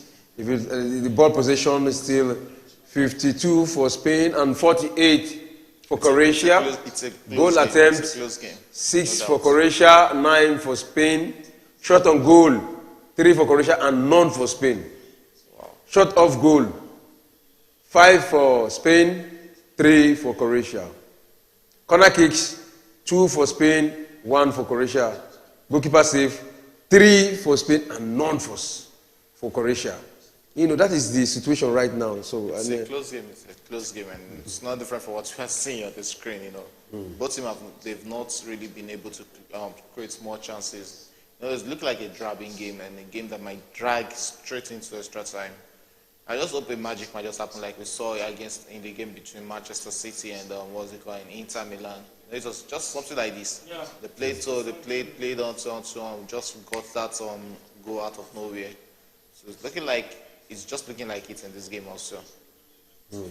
Look at the game, and you can see the Spaniard side. Even the players are looking dejected. Yeah, looking dejected, anxious. It's like it's a goal that will spark up this game. That's just it. Yeah. It's just a tacky game. Yeah, it's a tacky game, and games like this is defensive error that will cause, that will make the difference. Not really defense. It can be a moment of brilliance, but it has been a tacky game. It has been a tacky game, and you can see the Croatians playing, and that should be an offside, but the last man did not raise up his flag, and a quickly cross. That's a beautiful one to the right side, and the chest passed. You can see the ball, you can see the movement of the Croatians. They're still not taking it forward. That's it. Both teams are just trying to play within the midfield and trying to take advantage of it. It's just, like you said, it's going to be an error from one of the defenders for a goal to come out in this game in regular time. 10 more minutes to go. And it's not looking like we're going to get that needed goal. If the error comes up, it will take a miracle for you to take it. Because this team, they will recover fast. Because they are so sensitive too sensitive for me about their defending. Because the best form of attack is defense. The best form of defending is attacking. But you can see that most of the game has been played in each half and the midfield. The final third, 0. 0 for both sides. Not 0 totally, but not really something to write home about. Really something to write home about, and you can see it's still the midfield, and you can see, Modric. Modric is held down, and a yellow card has been raised. I think that should be that should be a yellow card. You can't leave Modric to go there. He took one for his team there. If Modric is free, believe me, that man is thinking 2 passes ahead. He's thinking 2 passes ahead. He's going to drop if Modric gets past and find one aging graciously. Reminds me of Chelsea versus what's it called? Real Madrid 2 seasons ago. Yeah. I was screaming at the top of my voice, Kante should take Modric down there. Until he threw that pass for what's it called for Rodrigo to get that goal. I was like, God. Immediately it switched. I knew that pass was going to come out. So it's not Modric is not one kind of player you're going to allow this kind of avenue to take chances or to think. You don't give him time. Don't give him those lot of time on the ball. Don't give him time to because his passes are very, very dangerous. And he knows how to manage his strength because he knows he's aging. So he doesn't run much. Yeah. So he relies more on his technical passes. Oh, that was a bad pass. That's a bad pass. That's a bad pass. And it's a goal kick also. And don't forget, it's also a shot. It's a threat when it comes to shots. Yeah. Because it takes those 1 out of 10 shots and when you least expect. Yeah. Because this Spain just trying. That is our own, right? Yeah, that is almost warming up. I think Spain are also trying to play themselves into the extra time and preparing for the extra time. But I think this is their 4th substitution, if I'm not mistaken. Yeah, I think they should try and conserve their substitution and not make use of everything during the regular time. So they will still have 1 extra. Yeah, I'm saying so. Okay, they'll get 1 extra in the extra time. So you can see the faces of the fans there. They are all looking dejected, you know. All looking dejected, looking anxious. Really it's unpredictable right now. The way it stands is unpredictable. The fans of both sides don't even know what will happen next. It just looks like 2 teams set their team up to go and play penalty. You can see some of them cutting their nails with their teeth. Yes, it's pressure. With their teeth just even counting. when the nail is not there, they will be eating it. What a pass. The guy have eyes in his back too. And he passes very excellently well. Another player who hasn't really lived up to expectation in this game is Perisic. He hasn't lived up to that his standard of play. I think he's one player. You know, when you think of him, he's one player that is very good with his foot, and he's one player that they need him in this game. They need him to get into the act of this game for them to get their attacking powers right. But when you look at such players, sometimes they can just get 30 seconds. Just one chance to cut in and just take that strike. On possession, cut in, dribble 1, dribble 2, and score that goal, and the game itself. So those kind of players now, that's the explains why the coach will leave them on the field. I think we should be preparing ourselves for extra time. But it's like we know that. It's like football is gradually changing. Those days, you can see Messi hold ball from the center circle. Dribble, go and score. Happens. But it's very rare these days. Not really rare. It's just the quality of players that we have. We can see Leao do it against Napoli. Pace from the midfield, dribble, get to the final goal, pass to Giroud and he scores. So in the quarterfinal of the Champions League, just concluded Champions League that Man City won. So it's a chance for Spain! And it's that defender should be celebrated, and you can see. As Fati shouldn't be losing. He shouldn't be losing that. You can see the player celebrating the goalkeeper. The defender for saving that. I just pray they don't regret losing that. That was a good chance. That's one of the best chances so far. And this is one of the best time to score. Yes. Asensio taking a corner kick, quickly taking, and it's a beautiful one. Just he headed, and the goalkeeper. That was not the problem for the goalkeeper. I respect that scoring. Wow, that defender should be greeted. Fati should be scoring that. He should be scoring that. That was a wasted chance. As in, he had all the time. He didn't have all the time. You can see. You can see the players already celebrating. If you look at the run of that play, he cannot play it at once. So he needed to step one. The control was not even balanced. The ball was still moving. He had to hit it straight before the cat get close to him. So I think we should not blame Ansu Fati, but heap a lot of praises on the the defender. Wow. He did very well to put his body in position to block that ball. Yeah. Because the goalkeeper had no chance. And you can see this Ansu Fati again trying to create chance from the mid. He pass, but the defenders are there to stop him. And it is Modric. I think, And You can see this. Croatia doesn't have a striker in this game at all. Yeah, they they don't. don't have a striker in this game. You can see the last minute of it. You can see the pressure. Yeah, Spain is bringing on Croatia is coming in. Croatia right now. They are playing in the half of the Croatian We've side. known Croatia very well too. They know how to soak pressure. That is one thing about them. They know how to soak that pressure. It is Ansu Fati again from the left-hand side, trying That's to the create waste. space. That's the waste. Oh, but you can see the Wasted defenders. that. 1, 2, 3, 4, 5, 6, 7 defenders inside the 18 box. That will be very difficult to break. You know, Croatia is almost playing 9 men behind the ball, or 10 men behind the ball, leaving only the striker out front. So when you play teams like that, they know how to, look at it. That was a weak shot. It was his weak foot. Weak foot. For him to turn back to the right, they will catch him there. So he doesn't really have much choice. But he did well. I can imagine a Lionel Messi there. Lionel Messi there can also That miss is it also too. more.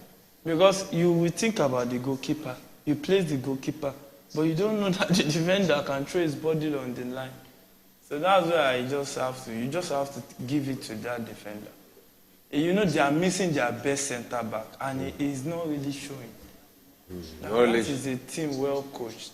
Not really showing. This is the 87th minute. 87th minute. And it is still goalless. That is one of the wrong passes from Modric. You know, that is kind of wrong pass you see once in a year. You know, 86 minutes is still goalless. 87, 3 minutes. 3 minutes to regulation time. And no goal yet. This match is gradually moving towards extra time. I just hope that one of them can nick it this time. They should get that goal. I just hope they can nick it. You know, talking about Spain have played recently. They've played 8 finals. Out of the 8, this is the 8th final now. But out of the 7 they've played, they've been able to win. They've been able to win 4 of the finals they were part of, and lost 3. We don't know whether they're going to win this one. Time will tell. Time will tell. We still have about 5 minutes. Let us say 5 minutes plus extra time. Extra time. And Croatia, all the final they got to, they've not won any. There's always a first time for everything. So, wow. Let's just see. It is Croatia. We're trying to, the defenders are there to do the job for Croatia. And recently, we've not seen Croatia pressing, going towards the 18 of the Spanish side. They are trying to soak the pressure, and we're seeing they might just eat on the counter and just get that goal in the dying minutes. We saw them get. I think they got the equalizer against Netherlands. Dying minutes. So yeah. it's something they know. No, it was Netherlands that got it was Netherlands. They now scored Netherlands in the extra time. 2 goals in the extra time. You can see the Spanish side. You can see those in the bench. All eyes, young players, young boys on the bench. Not our spiders still calling Ahmed Musa. There's a difference between young boys and young talent. You can see the fight. You can see that this whole Spanish team now, how many exceptional players are there? If you look at prospect, that's Gavi and Pedri, they are prospect. Exceptional, Rodri. After that, you just start listing above average players. So they really need to do more. This is exactly the counter they were waiting for, but this is still just a lot of misplaced passes in this game from Croatia. And you can see the pressure on them. I'm sure they'll be waiting for. They'll just be praying that let's this time just roll over and let's have a fresh space of breath so they can have 30 more minutes to play. It's also disadvantage to them because we know how old Modric is, and we saw it against Manchester City when these players were actually overran throughout the game. At a point, Modric became tired. At a point, Kroos became tired in that game. I think they even had to substitute Modric in that game. So it's a big disadvantage to them going into the extra A time. chance for Spain, I think but it was wasted. It was Asensio who wasted that. You should be playing that out, or you should be getting closer to the goalkeeper there. That was so selfish from him. And even Jesus Navas too is an old player too. Yeah, he's an old player. I think you should be playing that out. There was a lot of time for him to actually play that to pick one of his teammates. But he went for goal instead. Went for goal. And it is 90th minute. Additional time, 4 minutes. Not really the best of games from Premier League. So Maja That chance they lost in the first. Yes. Maja is in. Maja in. 90th minute, additional time, 4 minutes. Extra time. We should be praying for extra time. 4 minutes is just 90 left. minutes regulation time is over. So Yeah. 4 minutes. 4 minutes, additional time. almost 91st minute. We are in the 91st minute already, and we have 94 minutes to go. We know that that 4 minutes is at least, so it can be more than 4 minutes. So it's going to be, if this match gets to extra time, it's going to be in favor of who? We don't know. When you get to penalty, who is in favor of who will it be? Croatia. Why? It's advantage Croatia when it goes to penalty shootout because they have a fantastic goalkeeper. And we've seen them play a lot of penalty shootouts, and we saw how comfortable they are. I guess Brazil, they were actually waiting. They were actually edging towards it. We saw it that they wanted that penalty shootout, and they got the victory there. So they have the advantage when it comes to penalty. They have a fantastic goalkeeper. Unai Simon, that can't really be said about him when it comes to penalty shootouts. Yeah. So might actually be looking, is the coach going to bring in Kepa Arrizabalaga in to keep the penalty shootout, or is going to keep faith in Unai Simon? And we've seen Kepa balloon it out in the finals. Chelsea got to face FA Cup and even Arrizabalaga is the better goalkeeper when it comes. Okay, the League Cup. Kepa that ballooned it. The FA Cup it was Mendy, but Mendy actually saved one. Kepa couldn't. Arrizabalaga is a better goalkeeper when it comes to penalty. Yes, he has. The Europa League he won has a lot to do with the brilliance of Kepa in penalty shootout. Against Eintracht Frankfurt in the semi-final. It was the one that actually came to Chelsea rescue. And fantastic. All right, 1 minute left. 1 minute left in the additional minutes. It's 93 minutes. Just 1 minute left. Just playing back. It's already tweeting towards extra time, and that's why it's the final. Except from the goals, that's just what this game lacks. Final must not be boring. This final is really boring. It's not really boring. It's just that they have been so careful. And that's a chance for Croatia. Who is there to score that goal?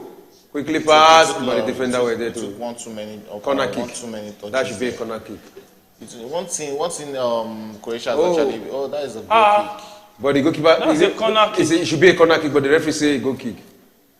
The linesman actually. The last man say a goal kick. It's even that should be a corner kick. That should be a corner kick. That should be a corner kick. And you can see the snow dropping. Okay. The referee actually awarded that. The referee awarded that as a corner kick. The VAR have called on the attention of the referee, I'm very sure. And Will this be the goal? That is the last moment. The 4 additional minutes is over. And I think there's downpour. We are left in the discretion of the referee right now. The corner kick is to be taken by Modric. He stepped back and quickly take it. The last moment of the football. But that has been edited out. Extra time, right? Yeah. And any moment from now, the referee is going to blow the whistle for the extra time. And it's going to be another 30 minutes, probably another 45 minutes. And that is the final whistle. That is the final whistle. Another extra time for another final. What a match. What a match. So, we have seen it. No goal for either side. We have not seen it. We have seen the full time, actually. We've actually seen the full time. No goal for either side. And you can see the Spaniard side congratulating Ansu Fati for, I think, all the attempts he made since he came in. I think he actually looked good when he came for them.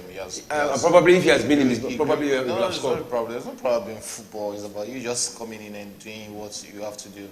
He might have started and you wouldn't have looked this good. Yeremy Pino might have come in and actually looked better also. So it's about the moments when you play, and he has actually proved to be a good cameo for Spain. So let's see how much they can actually take the advantage going into the extra time. Looking at the fact that they have a relatively young squad, as against the old boys in the what's it called, Croatia squad. So they might be looking at that as an advantage.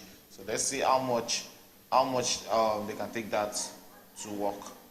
And it's easy for you to read the game from the bench and read the weakness. And when you come in, the right back is already tiring. Yes. So you have fresh. Oh, they still have Kovacic. I think Spain still have Kovacic on the bench. So that's another fantastic right back. Yeah, Kovacic.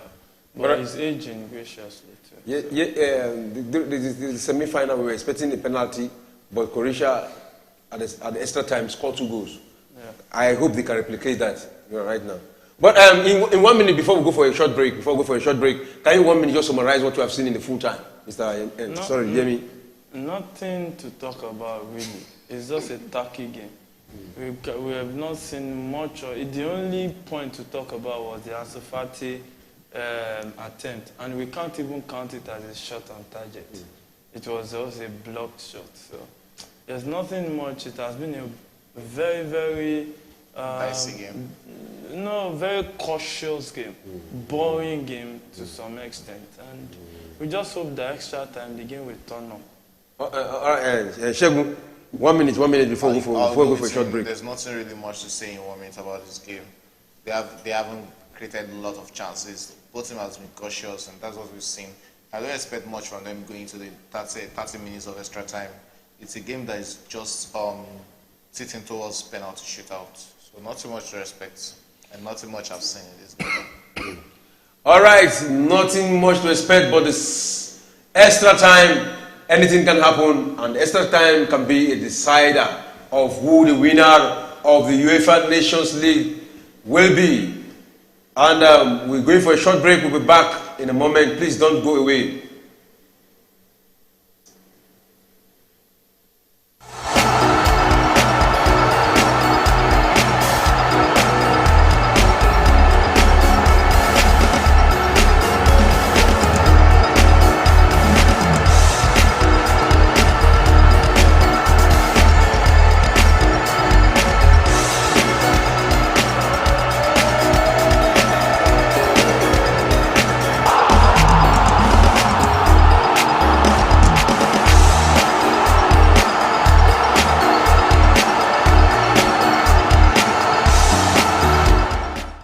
This is Premier Sports Fan Center.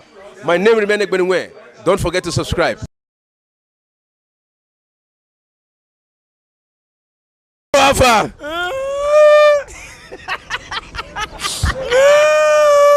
It's okay. This is a strong Man U fan.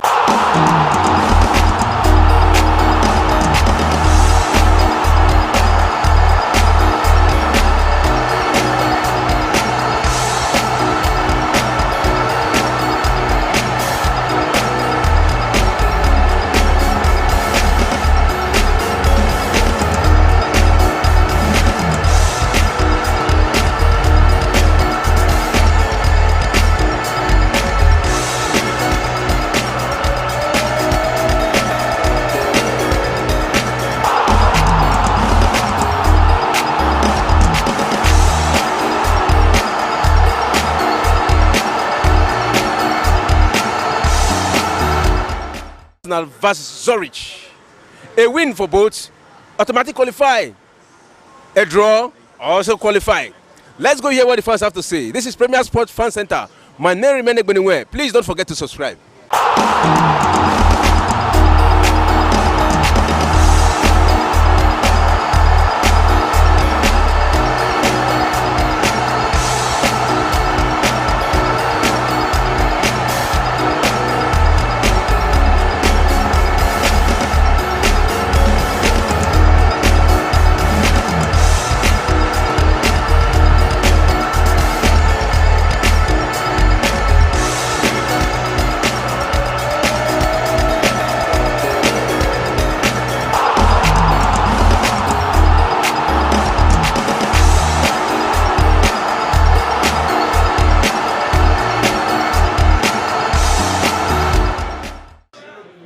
teams with the biggest fan zone in the world. Chelsea versus Manchester United.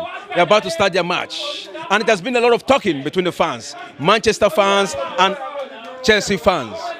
Let's go hear what the fans have to say. This is Premier Sports Fan Center.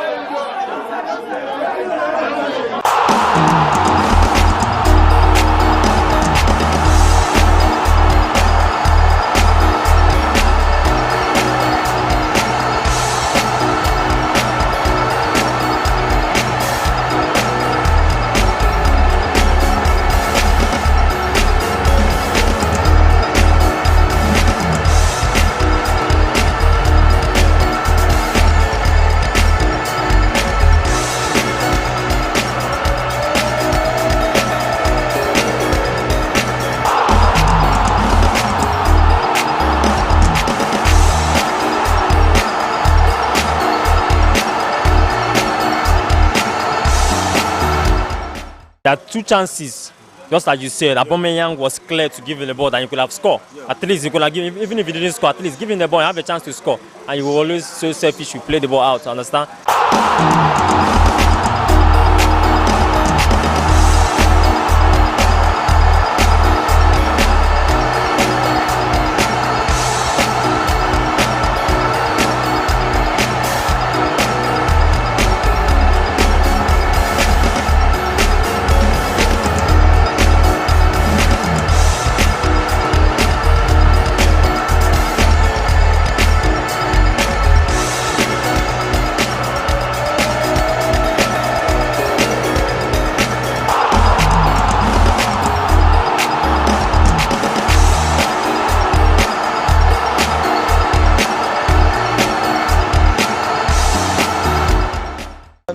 Being a Chelsea fan, I was just kind of optimistic that we'll win because we've had a very bad form this season. Clash of the Titans between the two London rivals, Chelsea versus Arsenal.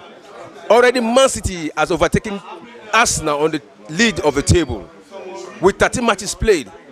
A win for Arsenal today, Arsenal will automatically overtake Manchester City. Let's go hear what the fans have to say. This is Premier Sports Fan Center.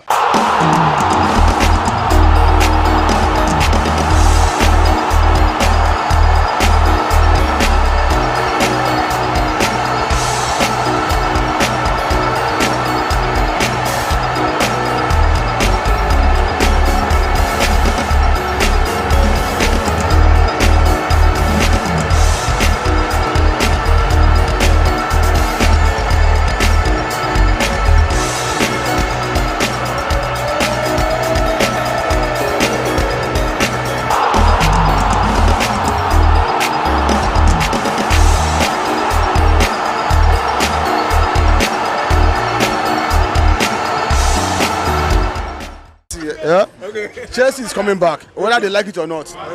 Once I mentioned, I just go to my this account to say Chelsea has so many substitutes, bench win matches.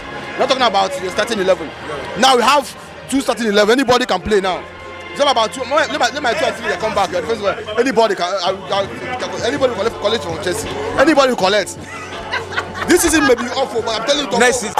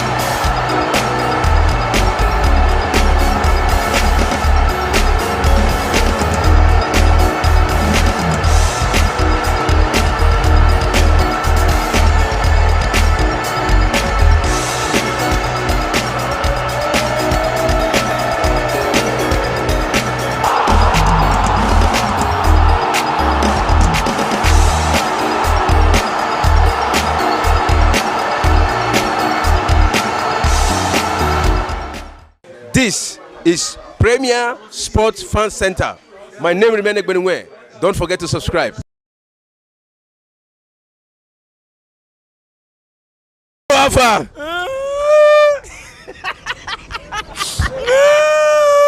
It's okay. This is a strong Man U fan.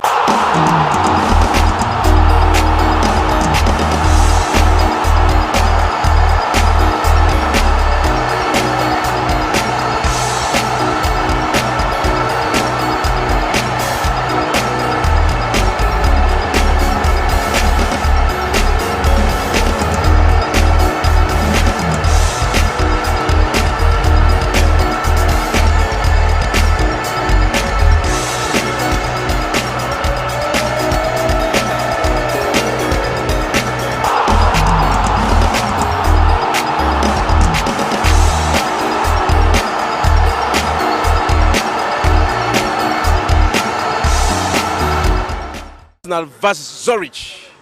A win for both, automatic qualify. A draw, also qualify.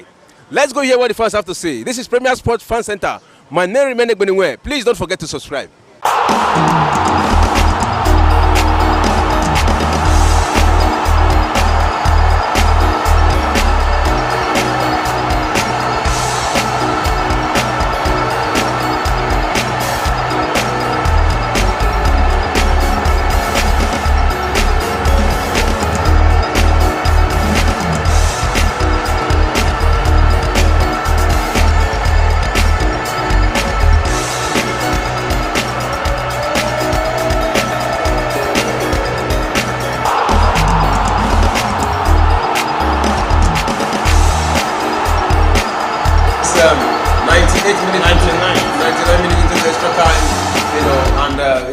It is still goalless. The teams with the biggest fan zone in the world are flogging it from Chelsea both sides, versus trying to create chances, United. Making use of all the arsenals they have to score, but no goal yet has been seen in this very encounter. And Mike, that is so far so good. What do you have to say? Yeah, so far so boring for me because we've not. I like the kind of game that I will sit at the edge of my seat.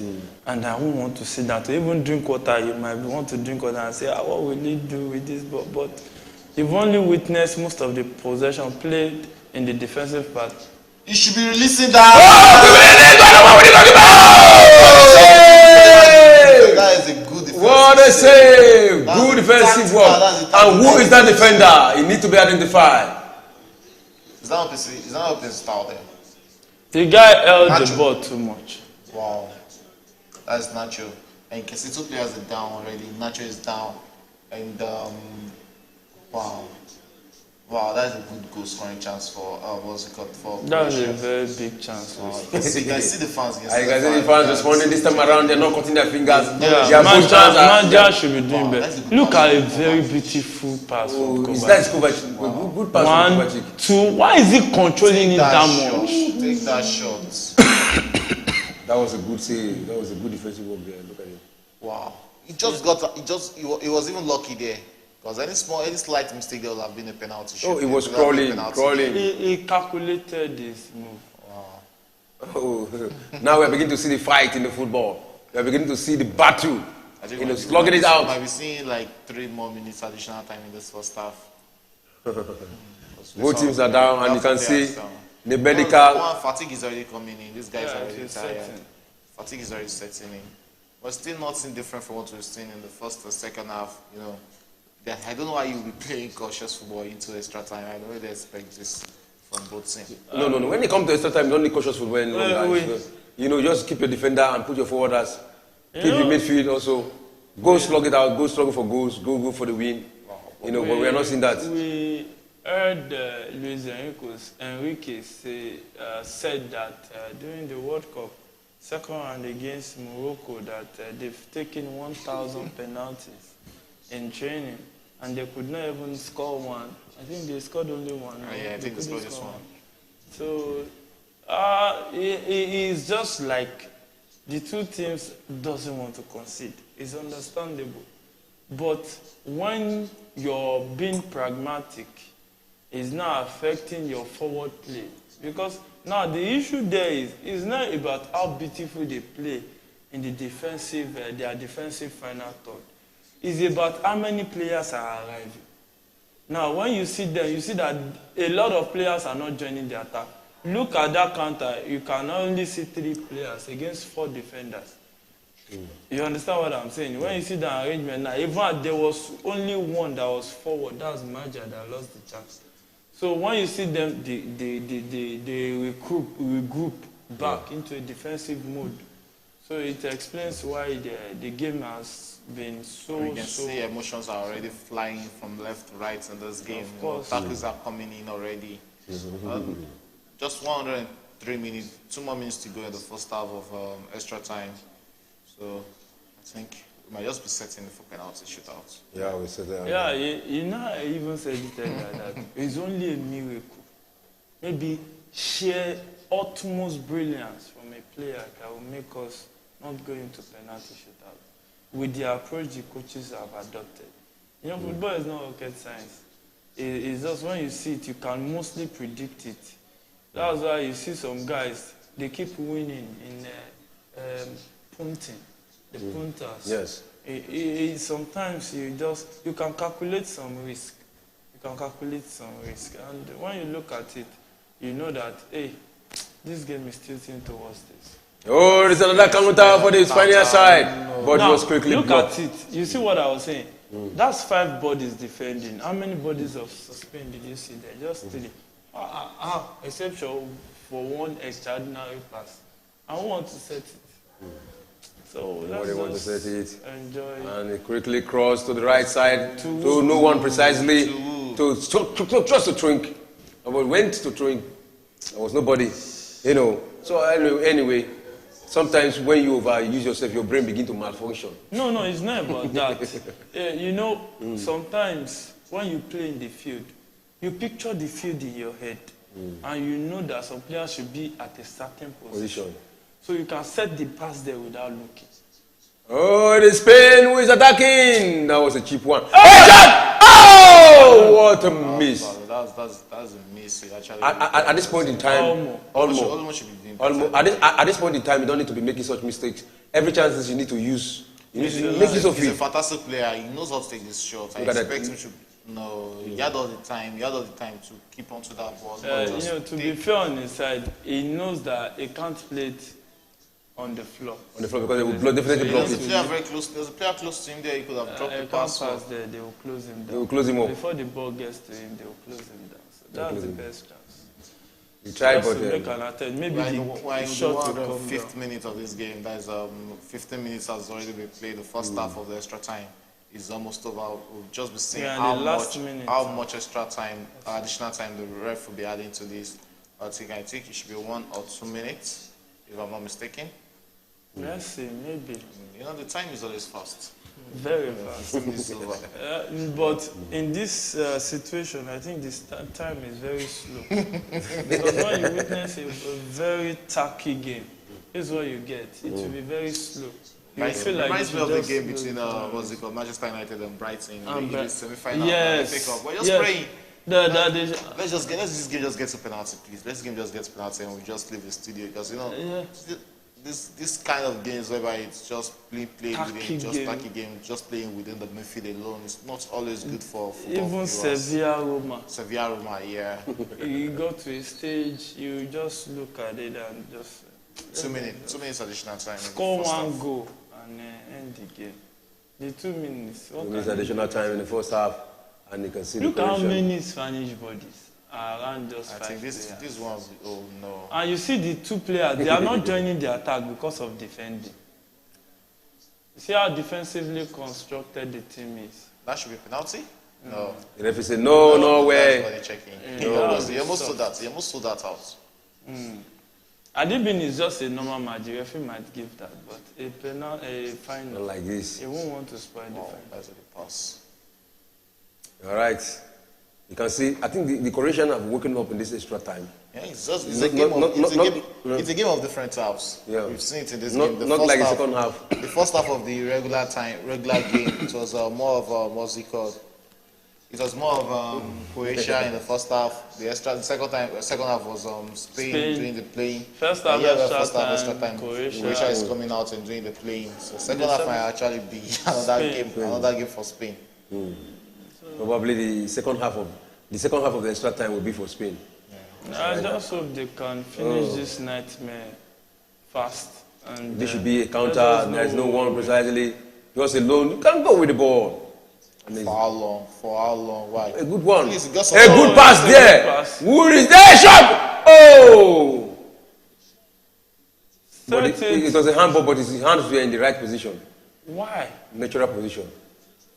Oh, what a save by the goalkeeper. It's becoming interesting. Do you know that since the, I think, early stages of the first half, this is the only shot on target that Croatia has? This is the first time I'm really seeing Brozovic in this game. And when you look at it, Spain too has only been able... It's not a penalty here. That is not a penalty. That's not a penalty. That was a good defensive work. You know, Modric came from the midfield and and that is the end of the first half of the extra time. And it's going to be a immediate... Nacho is leaping.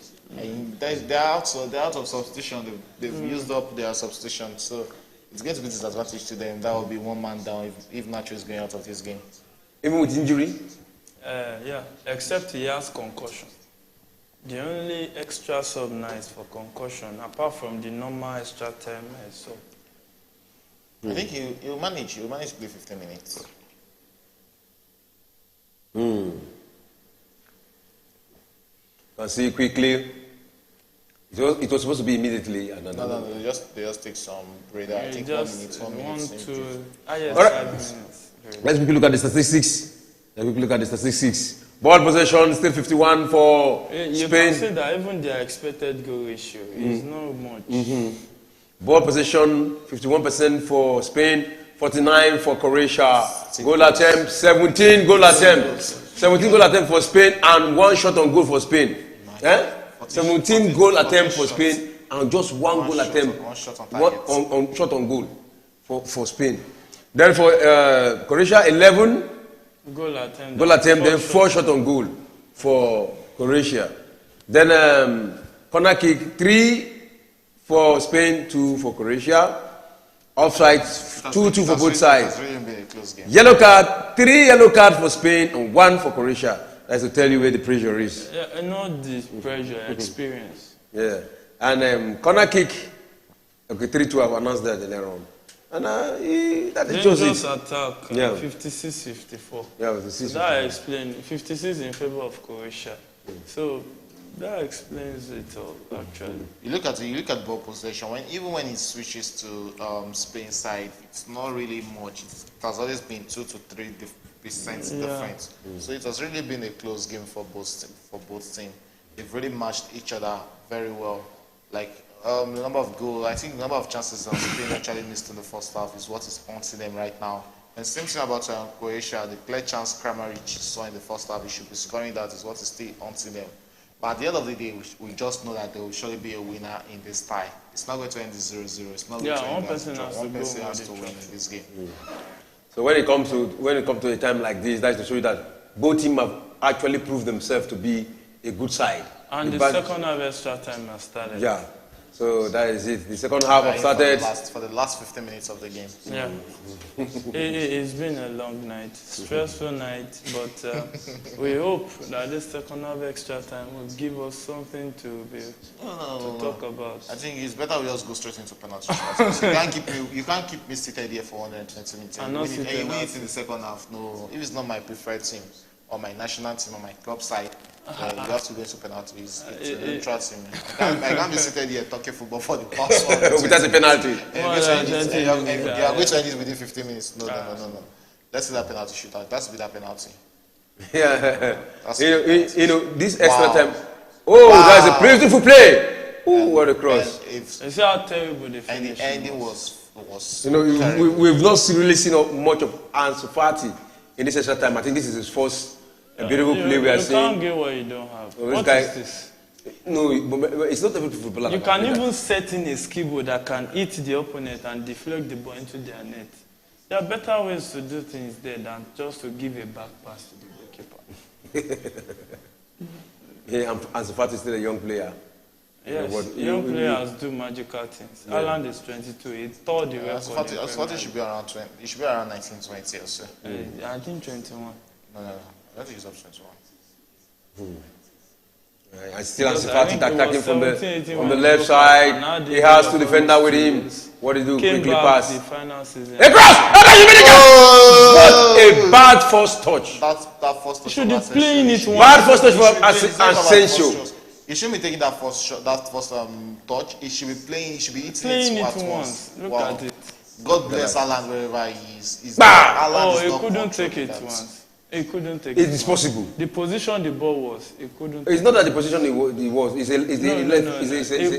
a one-legged man. Because it was his toe, close to his toe that touched that ball. If he toed it, he would most likely kick it towards the goal kick.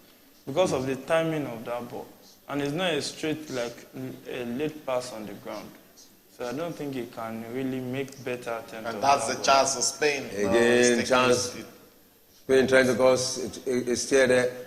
Oh! Another beautiful miss. That is over, right? That is him losing 2 chances in this extra time already. Wow. 2 beautiful chances in 2 minutes for Spain. You see how they closed and the down. keeper was stranded to his spot. And even if that ball was to go on target, it will be deflected off. Yeah. Because you see the 3 defenders. They've really covered. Yeah, well positioned. Positioning. Yes. The power of positioning. This team is well coached. Honestly. That Chich is fantastic. Another corner. Another kick for Spain. And one thing about this is if you keep throwing everything at your opponent and they are not coming down, you can lose concentration and hit a counter and be terrible. And I think that counter is what Croatia has been looking for all through the game, but they've not really seen that counter as they love to get it. You see what I'm saying? An opportunity for a counter there. That's why they've only had one goal, one shot on goal. Modric missed that. That's Modric losing the ball. Fatigue is already telling in. At the age of 37, playing straight into extra time is not really a small thing. Very small thing. And you can see in the second half, it has really been Spain doing the playing. Like we saw in the first half when it was Croatia's turn to do the playing. Wow, yeah. Perisic.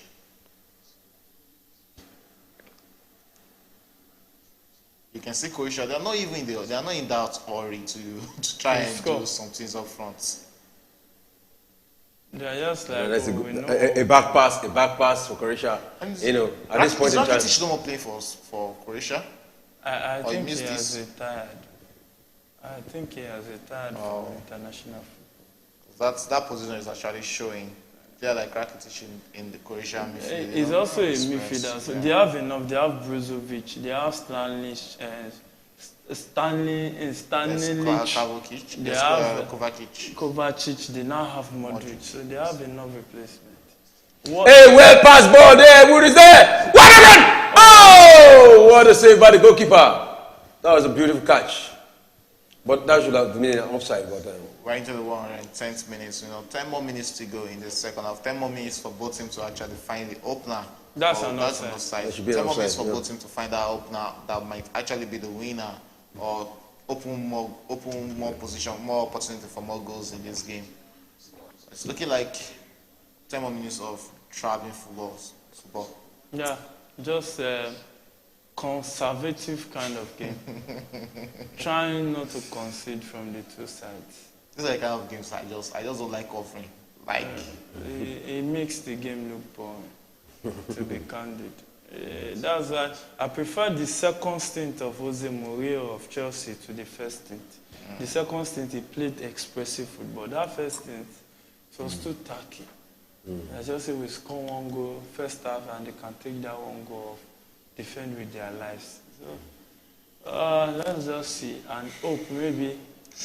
That's a wasted opportunity. Wasted opportunity and it's a goal kick. No opportunity. That's a wasted pass. That's a back pass. That's you want to, when you want to reserve a fair play pass. And that's fair play pass to me. And you just want to give the opponent the ball. Now you can see renewing blood Juranovic going out in the defense. Stancevic, was that?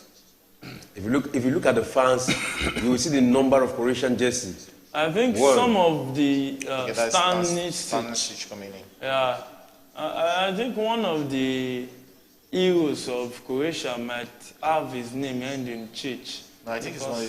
Almost all their names are always like with Chich. So there has to be something about Chich. I think it's just like the way their names common name there. Yes, this Chich, we need to investigate. So their real name is that you remove the Chich and you get their real name. No, you have to add it. That's what gives their name meaning. You know, some people will say Modric. You can't say Modric. It's Modric. You know, Kovacic. You know those Chich. Their coach is Dacic. You know. Dalic. Sorry, Dalic. And it's a Chich something. All right. Croatia now have a counter there. Will that one be properly utilized? No, but they are slowing down, and the defender of the Spanish side have covered up. But to me, I think Modric is now greater than Davosuka because they are best. Quickly cross, and where is there to make that one a goal? Tricky pass for Modric. Not giving Modric this time. Oh, that's a beautiful pass. No, that's a good pass from him. You know one thing. Wow. Look at pass. Oh, look at who is creating. That's the counter from Spain. Can they make advantage of it? No. Time wasting there. You know one thing about a good midfielder?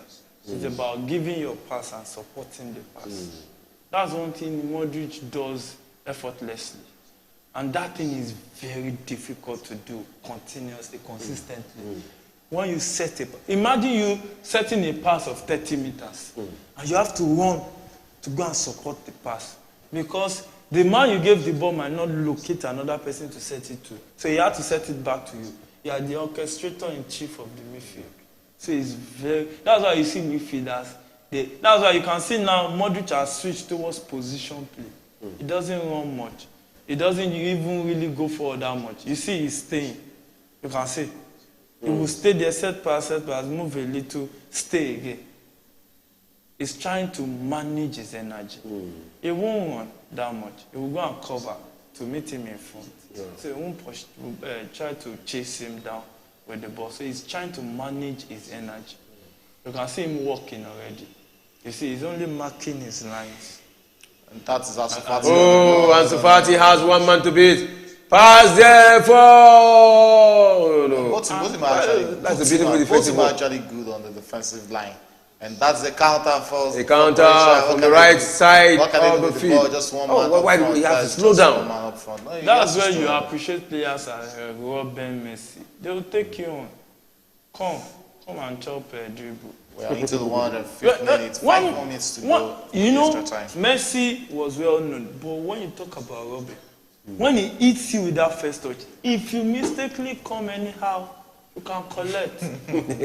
Imagine that place. Robben will attack you with the ball. Because he knows that if you come anyhow, you will collect. And when you collect, that's -1.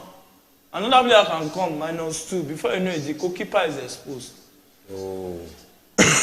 That's the beauty of Fati from the left side trying to break the defense. You know, as far as really being involved in this game, we've not really seen a shot, a deflection. That's a deflection. That should be it will be counted as that's Rodri off target. That's Rodri again. Rodri has been the one. You see how they've shielded their goalposts. Taking those shots for Spain in this game. Look at how they've shielded their goalposts. And that was so close. Wow, that would have been end of the matter. Maybe you can see the fans of Croatia, and they are much in the stadium. Of course, they support their team. They have 75% of those in the stadium. No, you can't really say that. You can see the jersey. There's allocation. There's equal allocation for both. There's equal allocation for fans. So I think the camera is concentrating on their own side. That's why you think they are more.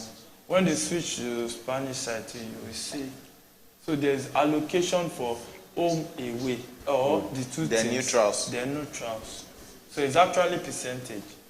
So what was funny, you know, when a team is owing, and a away team now comes to be giving their fans. When a team is owing, the fans too might be owing. So the away team reminds me of Barcelona. Yeah. Frankfurt. Yes. So they bought the ticket when Camp Nou turned out to be Frankfurt home ground. You know, a lot of Frankfurt fans and even Barcelona themselves were so surprised that how come were they, you know, outnumbered in their own home ground. So such a thing can happen because these things are flexible. Such a thing can happen, and it is Spain who is attacking from the right hand side. A good combination there. Oh, but quick cover by the defense of the Croatian side. And we have and another corner kick. Corner kick for the Spanish side. We see more corner kicks in this extra time than the regular game itself. 3 minutes. The players are tired. 3 minutes left. 3 minutes left to the end of this match. And if it ends like this, penalty kick is what we'll be expecting. Penalty. That's also. You know, those days when we are growing up in the north, I remember once we play football and probably there is infringement in the 18-box yard, you know, in the school, the fans will be shouting, penalty, penalty. You know, penalty, that's what I normally call it those days, you know. And even now, even when we're in studio, sometimes I say penalty, and somebody say it's not penalty, it is penalty. But I say, we know our slangs. You know how we call it sometimes ago. And that's why hear me say penalty. But any moment from now, it's going to be a penalty. And just having 2 minutes left to the end of the match. End of the extra time. So 2 minutes is actually a lot of time in football. You know, Yes. it takes 1 second for the goal to actually go into the net. So I think, but it's looking like, you know, you can't really. I don't really want to see anybody scoring this 9 minutes. Let's just take this game down. So that's a chance for Croatia! That's a waste. And that's Kovacic. Wow, the Chelsea player that might be. Very soon will be a Manchester City player. When you have Man City winning everything and still collecting a very quality player like Kovacic. Taking Kovacic away from Chelsea, wow. Yeah. It's And for Guardiola, and they want to even buy the best defender in the market, Brado. You know, he's a Croatian. For Guardiola to be eyeing Kovacic, that means you have seen the quality because He's very fantastic. The quality is one of the players that stood out for Chelsea. You can't really say this is his blame. Well, we're into the final minutes of regular time. You know, about less than 50 seconds. I didn't know that Spain can defend with their life like this. I thought they are a tiki-taka team or taka-tiki. I think that tiki-taka already changed. Tiki-taka have changed for long. When Morocco taught them lesson, they will change. This might just be the last corner in this game. And also, let's give it to Jordi Alba. He has been fantastic for the Spanish side. Massive. Even in this game, you know, for a player of his age, you know, he has really been massive in this game. Corner kick. And we cannot fail to mention Jesus Navas. If not for the injury, the stretch. Oh. I guess the stretch is growing. I think we are setting in for penalty shootouts, you know. We've said it's 20 minutes already. I think we might be seeing it will only be a miracle. 1 minute extra time, or there shouldn't be any minutes. 0 minutes, I think. And 120 minutes regulation time, and extra time is over. How many minutes will the referee add? And that is the end of the match. That is the end of the extra time. Straight to penalty. Who will take it day? I think it has been a balanced match so far. Well, it has been a balanced match, you know, but you know, they have to really, both teams actually have to get a striker. That is one thing they really lack in this game. There is no striker. There's no that clinical striker on both sides. That is one thing that has really been the problem for them. It's now a battle of the goalkeepers. Let's see how much they can actually help their team in the penalty shootout. Talking about Nice, Simon, and Lukovic. So it's all right. I think we'll go for a short break now. And we'll be back. Just remember, we'll be back for the penalty shootout. The moment of the decider. Who will be the UEFA Nations League champion. That is the moment. And for now, we'll just go for a short break. We'll be back. Don't go away. Are they fighting? Yeah, they'll be beginning.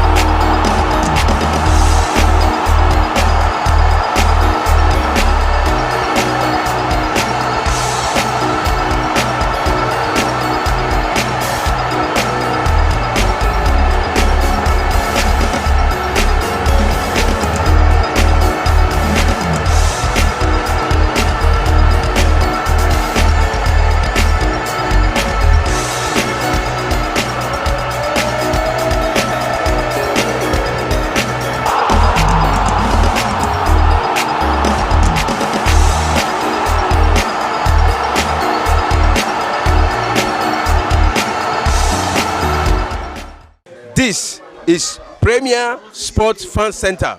My name remains Ekbenwe. Don't forget to subscribe. Alpha.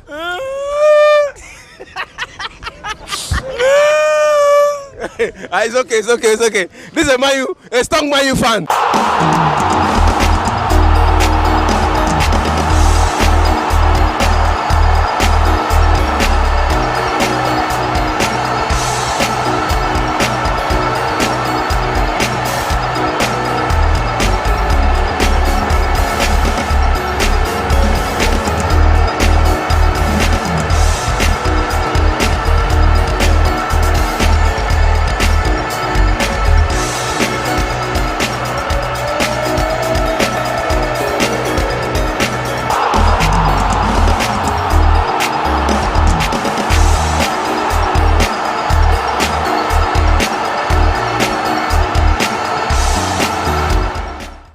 Versus Zurich.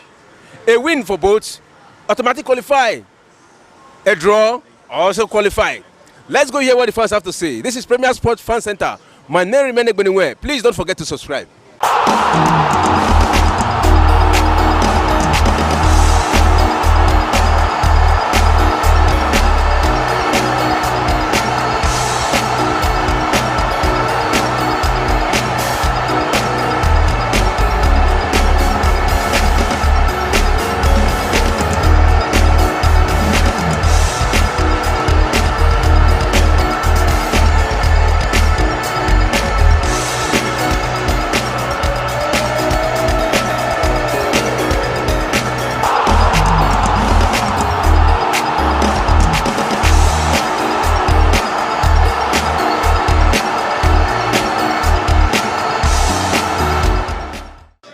The teams with the biggest fan zone in the world, Chelsea versus Manchester United. They're about to start their match. And it has been a lot of talking between the fans, Manchester fans and Chelsea fans.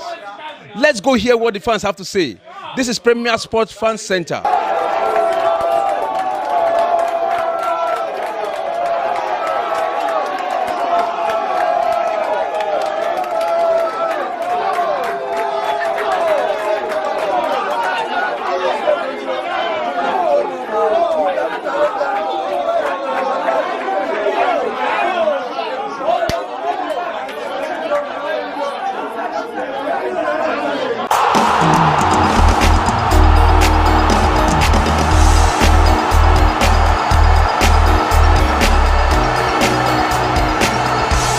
The first goal of the penalty kick.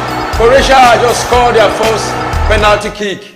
And now we're waiting for Spain to play theirs. That was a good penalty shoot. Penalty is not about dancing. Yeah.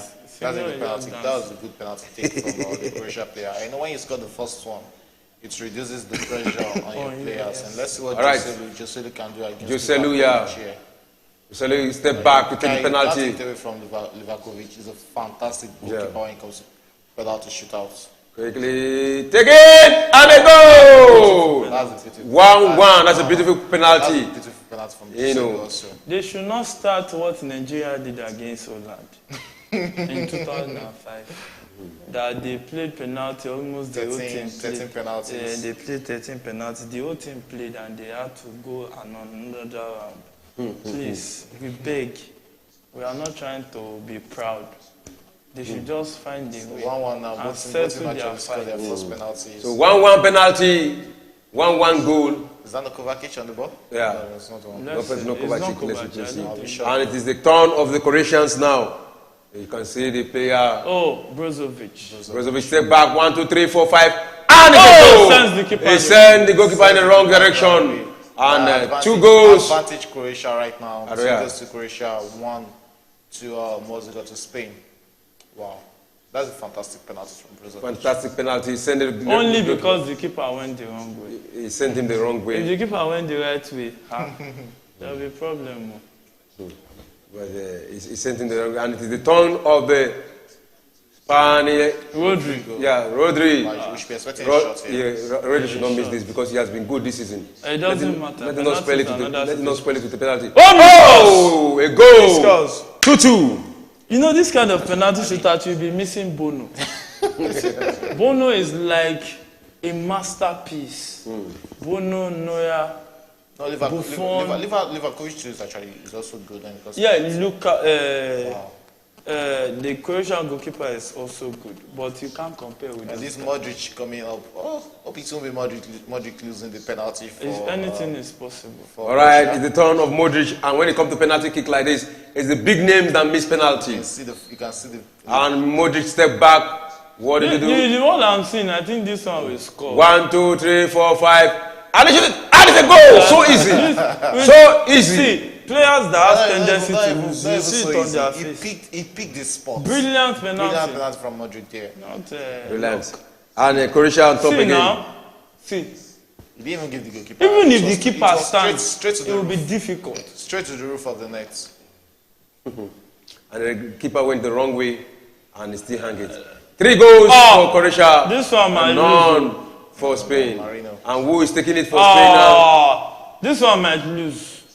It is This one might lose. 1, 2, 3, and play. Oh, what a sweet One of the penalty! best penalties. What a sweet penalty! So easy. Fantastic penalty from And you can see him dancing because it's It looks like the Spanish player actually did that. Look at that, look at that. Waka. They've jerked so much. You on, snooze, you lose now. Wow. At this point. 3-3, you snooze, you You can see lose. Kepa and Raya on the bench. Yes. I think Kepa should actually be telling Raya, come to Chelsea if you actually want to win something good. Raya is almost Not done that deal Tottenham for is doing. You Tottenham. can't be telling me you want to win trophies. Then you're But it going will to be the Tottenham. number 1. He says he wants to win trophy. Oh. Yeah, get to Tottenham. Yeah, not in the and it's another turn for Croatia to play the 4th penalty. Will he score? He step backward, 1-on-1 with the goalkeeper. Oh, yeah. 1, 2, 3, 4, 5. Ah, that's the goal. Is that the goal post or the goalkeeper That's saved the goal it? post. That's the goal post. I think it hit the bar there. Wow. Yeah, he hit the woodwork. Wow, And it's Maja, that's Meja. Maja. Meja, you can see the response And this in is the face of the advantage- fans. This is advantage Spain. Wow. Advantage Spain. Advantage Spain on our Simon. You can see that. Oh, I think he's out of the. No, it's not. Oh, it was the goalkeeper. It was the That's back. what it was back. Look at that. Okay, he still has the leg back. Oh, Okay, it was this the is the goalkeeper who saved it. It was his leg. It was not the bar. Wow. It was the goalkeeper who saved it, That the was, a leg. good one. That was a good one from Unai Simon there.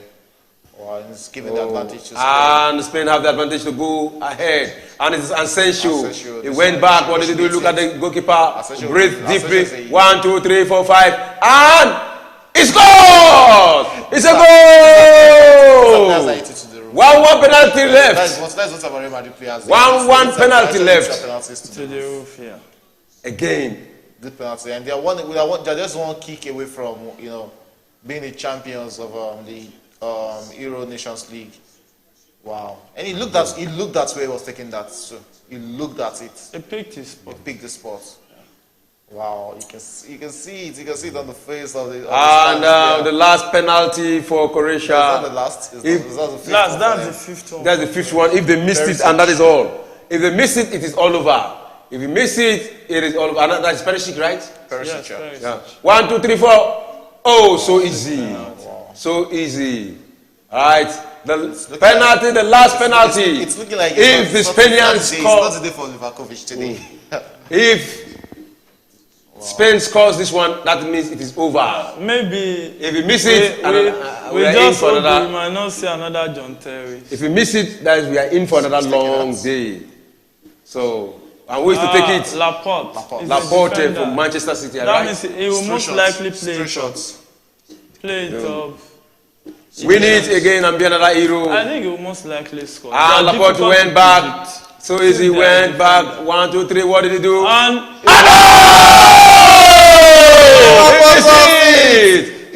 Wow. The woodwork. And you can see the response in the face of the fans.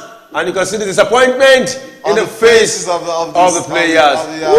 Spanish players. We are in for another long day. Wow. You see, he will play. He was going to take that shot. They were ready to start celebration. Oh no. Wow. Shock absorber. Shock absorber is needed here. And disadvantage of they are Croatia. extending it again. What kind of fight is this? They should settle their fight. See, that's why I told you that's not the last penalty. They just got the last penalty. Fifth penalty. All right. Croatia went back. And who's taking for Croatia now? You know, it's getting interesting. Look at the goalkeeper. 1, 2, 3, 4. And they play. And it is saved! Unai Simon! That's the second penalty for the night. Wow. Where is save? Unai Simon, the second save for the night. Where is save? Oh, I think it's VR is checking it. Was he out of it? VR is checking it. No, it was given. That means he has saved it. It was given. His leg. He had one foot behind. That was given. It was given. Wow. That's a good save. That is a fantastic save from Unai Simon. But that was a fantastic penalty kick from the Croatian player. It was a brilliant save. Let's see if they won't be flopping this again. If they score this, that means they only succeeded in suspending the celebration. Wow, Kavajaj. This is another Real Madrid player. It's to the roof. It's all right. to the roof. A moment of victory, deep breaths. 1, 2, 3, 4, 5. Spain is the champions! Finally! Spain is the champion! And you can see the celebration. You can see the celebration. Congratulations to Spain. Congratulations to Spain. They got to the final the last time, and yeah, they are winning it. Let's just wish Croatia can actually do that next during for the next edition. I can see the sadness on your face. Yeah, I'm also sad, but No, there's no sadness. I'm not a Croatian. Wow. I just say for preference. That's great of them. They lost. I've never really been a big fan of Unai Simon, but because that's a great of to be candid, Spain was the better team. Yeah, they're actually the better team today. So they were the team that showed that they wanted it more. Yes. It's just that the defensive arrangement of Croatia was deep. And thank God we have the winner. Hallelujah. All right, congratulations to La Fuente, who came in his fourth match and is able to win the UEFA Nations League for Spain. And I don't know what to say to Croatia. I think this is the second finals they've gotten into and lost. So it's not a good one for them, but they have been a very good team, and I don't think any generation of the Croatian side can perform like what they can, because we don't. Wow, this should be Modric last final or last game. It should be going to 2024. All right, that's how far we can go for today. So can you just quickly in 20 seconds just summarize what happened right now? Congratulations to Kepa Arrizabalaga. He's the richest player in the Spanish team. Congratulations to Spain. They actually deserved it. They played to win. Yeah, they were unlucky not to get it during the regular time. So at the end of the day, we have their name on the trophy. It's a good one for them. In 10 seconds, congratulations to Spain. All right. Congratulations to Spain. So that's how far we can go for today. For now, remember to subscribe to Premier Sports Fan Center. Remember to subscribe. And that is how far we can go. For now, it's bye from us. And see you next time. Chelsea versus Arsenal. Already Man City has overtaken Arsenal on the lead of the table with 13 matches played. A win for Arsenal today, Arsenal will automatically overtake Manchester City. Let's go hear what the fans have to say. This is Premier Sports Fan Center.